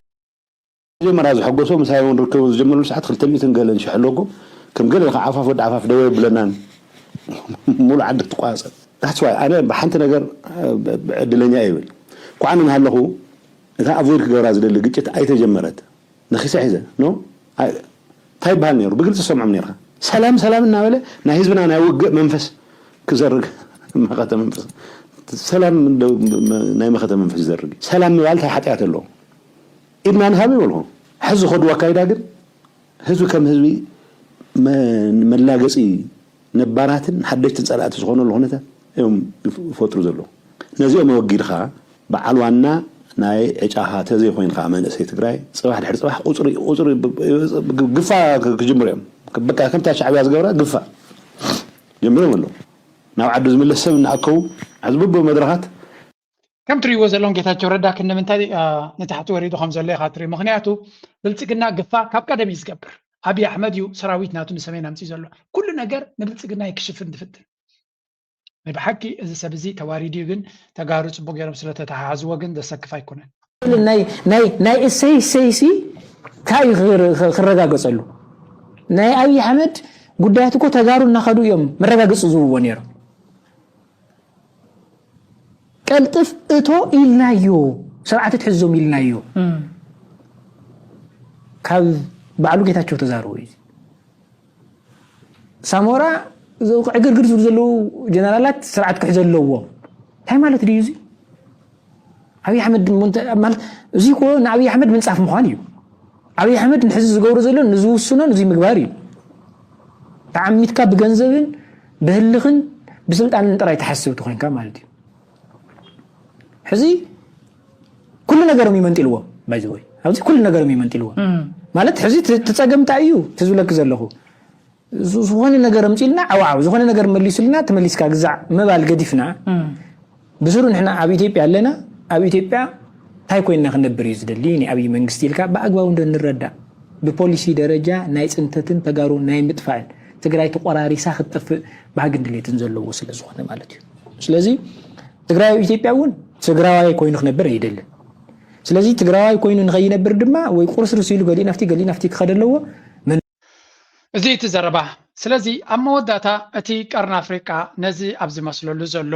ቀርኒ ኣፍሪቃ ኣብ ምንታይ ኩነታት ኣሎ ካብ ቀርኒ ኣፍሪቃ ወፂኻ ድማ ማእከላይ ምብራቕ ኣብ ከመይ ኩነታት ኣሎ ኣብ ንብለሉ ዘለና ኩሉ ነገር ኣስተብሂልካ ጥሚትካ እንተሪኢኻዮ እቲ ኩነታት ከቢድ እዩ ዘሎ ከቢድ ብከቢዱ ድማ ዳርጋ ልክዕ ከምዚ ኣብ ኤውሮጳዊ ኣሜሪካ እንተለኻ ኣብዚ ግዜ ሳመር እንታይ ይኸውን መሲልኩም ማይኬ ሃረመ ሓያል መዓልታት ምስ ከደ እዚ ኩሉ ኣግራብ ቆፅሊ ውሪዱ እንታይ ይኸውን ከምዚ ቆልቋሊ ዝቕየር ንእሽተይ ሓዊ ኣብዚ ዓድና ኣብ ስዊስ ዝኾነ ይኹን ሓዊ ንኸይተቃፅል ኩሉ ነገር እዮም ዝኽልክልዎ ምክንያቱ ንእሽተይ ጌጋ ንኩሉ ከባርዖ ስለ ዝኽእል ኣብ ከምኡ ደረጃ ኢና ዘለና ስለዚ እቲ ኩናት ብኣና ወገን እዩ ዝብለኩም ናይ ኤርትራውያን እምበር እቲ ኢትዮጵያ እቲ ካልእ ይቃፀል እዩ ዘሎ እቲ ሓዊ ናባና ንኸይመፅእ ጥራይ እዩ ንዓና ከም ተበፂሑ ኣሎ ንብል ዘለና እምበር ብወገን ኢትዮጵያ እቲ ዓመታት ተቃፂሉ ዘሎ ዓዲ ስለዚ እቲ ሓዊ ናባና ንምስግጋሩ ብልፅግና ብዝከኣሎ ይገብር ኣሎ እቲ ፅቡቕ ነገር ጉዳይ ናይ ሱዳን ሰራዊት ናይ ሱዳን ምስቲ ዘሎ ኣብ ኢማራትን ካልእን ዘጋጥም ዘሎ ፅቡቕ ዝኾነ ሓጓፍ ረኺቡ ኣሎ ስለዚ ብልፅግና ኣብ ከቢድ ዝኾነ ሓደጋ ናይ ህላዊ ሓደጋ የጋጢምዎ ዘሎ እዚ ናይ ህላዊ ሓደጋ ግን እንታይ ይብልዎ ኣለዉ ኪድ በዓል ፈልጥ ውግእ ጥራይ ጀምሩ እዮም ዝብልዎ ዘሎ እምበር ኖርማል ኣብይ ኣሕመድ ስልጣን ዝፈቱ ሰብ እዩ ኣብ ከምዚ ኩነታት ከሎ ሽግራት ናራእየ ከሎ ኣብ ኩናት ኣይምኸደን ግን በሊዕካ ሰቲኻ ኢኻ ዕዳ ሒዝካ ኢኻ ኪድ እተዋ ተሓዊ ሕጂ ተባሂሉ ኣሎ ናብኡ ከይድ እዩ እንታይ ክገብር እዩ እቲ ሓዊ ከይወልዖ ድዩ ኣብ ነፍሱ ክመፆ ወይስ ብኸመይ ክኸውን ብዙሕ ክትዛረብ ትኽእል ኢኻ ድሮ እቲ ሸነ ዝበሃል ንዓብዪ ልንቅነ ብሓደ ዓብዪ ገበን ከሲስዎ ኣሎ እሱ ድማ ኣብዚ ኣርሲ ዝበሃል ናይ ክልል ኦሮምያ ብዙሓት ኣምሓራ ይቆተሉ ነይሮም እዮም እቶም እቲ ዝቆትሎም ዘሎ ድማ ኣብይ ኣሕመድ ኦሮሞ ወይ እውን እቲ ሸነ ከም ዝቆትሎም ገይሩ እዩ ዝሸይጥ ነይሩ ነታ ዘረባ ሸነ ድማ እቶም ኦላ ድማ እንታይ ኢሎም ንሕና ይኮንና ንገብሮም ዘለና ናይ ዓብይ ዕጡቃት ምልሻታት ወይ እውን ንሱ ዝገበሮም ዕሱባት ነቶም ኣምሓሩ ኢትዮጵያውያን ይቀትልዎም ነቶም ኣምሓሩ ይቀትሎም ኣብ ክልል ኦሮምያ ስለ ዝቆተሉ ዘለዎ ድማ ሸነ ዝቀትለኩም ዘሎ ኢሎም ንፋኖን ሸነን ንሓትሕዱ ከዋግዎ ልክዕ ከምዚ ንተጋሩ ንቲዲኤፍን ንፋኖን ከዋግዎ ኢሎም ነተን 5 ዓድታት ወሲዶም እንታይ ገይሮም ናብ ኣምሓራ ከም ተስግርዎን ገይሮም ካብ ትግራይ መንጢልና ያለና ብምባል ዝፈጠርዎ ኣብዚ ድማ ልክዕ ከምኡ ይፈጥሩ ስለ ዘለው እቲ ኦላ ድማ እዚ ጉዳይ እዚ ሰብ ክጥንቀቐሉን ክነቅሓሉን ከም ዘለዎ ኢሉ መግለፂ ውፅኢ ስለዚ ኣብይ ብኩሉ መንገዲ ሽጣራ ናቱ ተፈሊጡ ኣብ ከባቢ መንበሪ ዘይብሉ እቲ ከባቢ ሱዳን ትኸሰላ ኢትዮጵያ ኤርትራ ንእሽተይ ተንከስ ክብለላ ትፅበዮ ዘላ ካልኦት ሃገራት ድማ ኣብቲ ቀብሪ ናቱን ጥፍኣት ናቱን እምኒ ክድርብዩ እዮም ዝፅበዩ ዘለው ኣይሆፕ እዛ መድረክ እዚ ዘለናያ ከባድን ፈታኒትን ክትከውን ትኽእል እያ እቲ ፀገምና ግን ሓንሳብን ሓዋርን መፍትሒ ክረኽበሉ ተስፋ ገብር ኩናት ኣይደልን እየ ኩናት ዝበሃል ክሰማዕ ኣይደልን ኣነ ኣብዚ ቻነል ምትፈልጥዮም ኩሉ ነገርና ንቁጠባን ንኢንቨስትመንትን ንካልን ክንጓየ ኢና ንደሊ ግን ሓደ ግዜ ድማ እቲ ፈተና ድማ ከይደለካ ይውን ስለ ዝመፀካ ሽግር ከይደለካ ይውን ስለ ዝመፀካ ኣይኮነን ኣብ ኤርትራ ኣብ ዱባይ እውን ከም ዝመፀካ ሪና ስለ ዘለና እቲ ኩነታት ምስ ኣጋጠመካ ሓንሳብን ሓዋሩ መፍትሒ ካብኡ ክትረክብ ጥራይካ ትምነ ኣይሆፕ ኤርትራ ድማ ነቲ ኩነታት ተጠቂማ ምዝ ዘለዋ ናይ ዲፕሎማስያዊ ድጋፍን ካልእን ነቲ ሽግራ ሓንሳብን ሓዋሩን ክትፈትሖ ይምነ ናይ ሎማ ርእሲ ኣብ ዝጉዳይ ላይክ ምግባር ሸር ምግባር ርእቶን ሓሳብን ብሃናፅ መንገዲ ግደፉ እናበልኩ ምዝያ ክገትፈኩም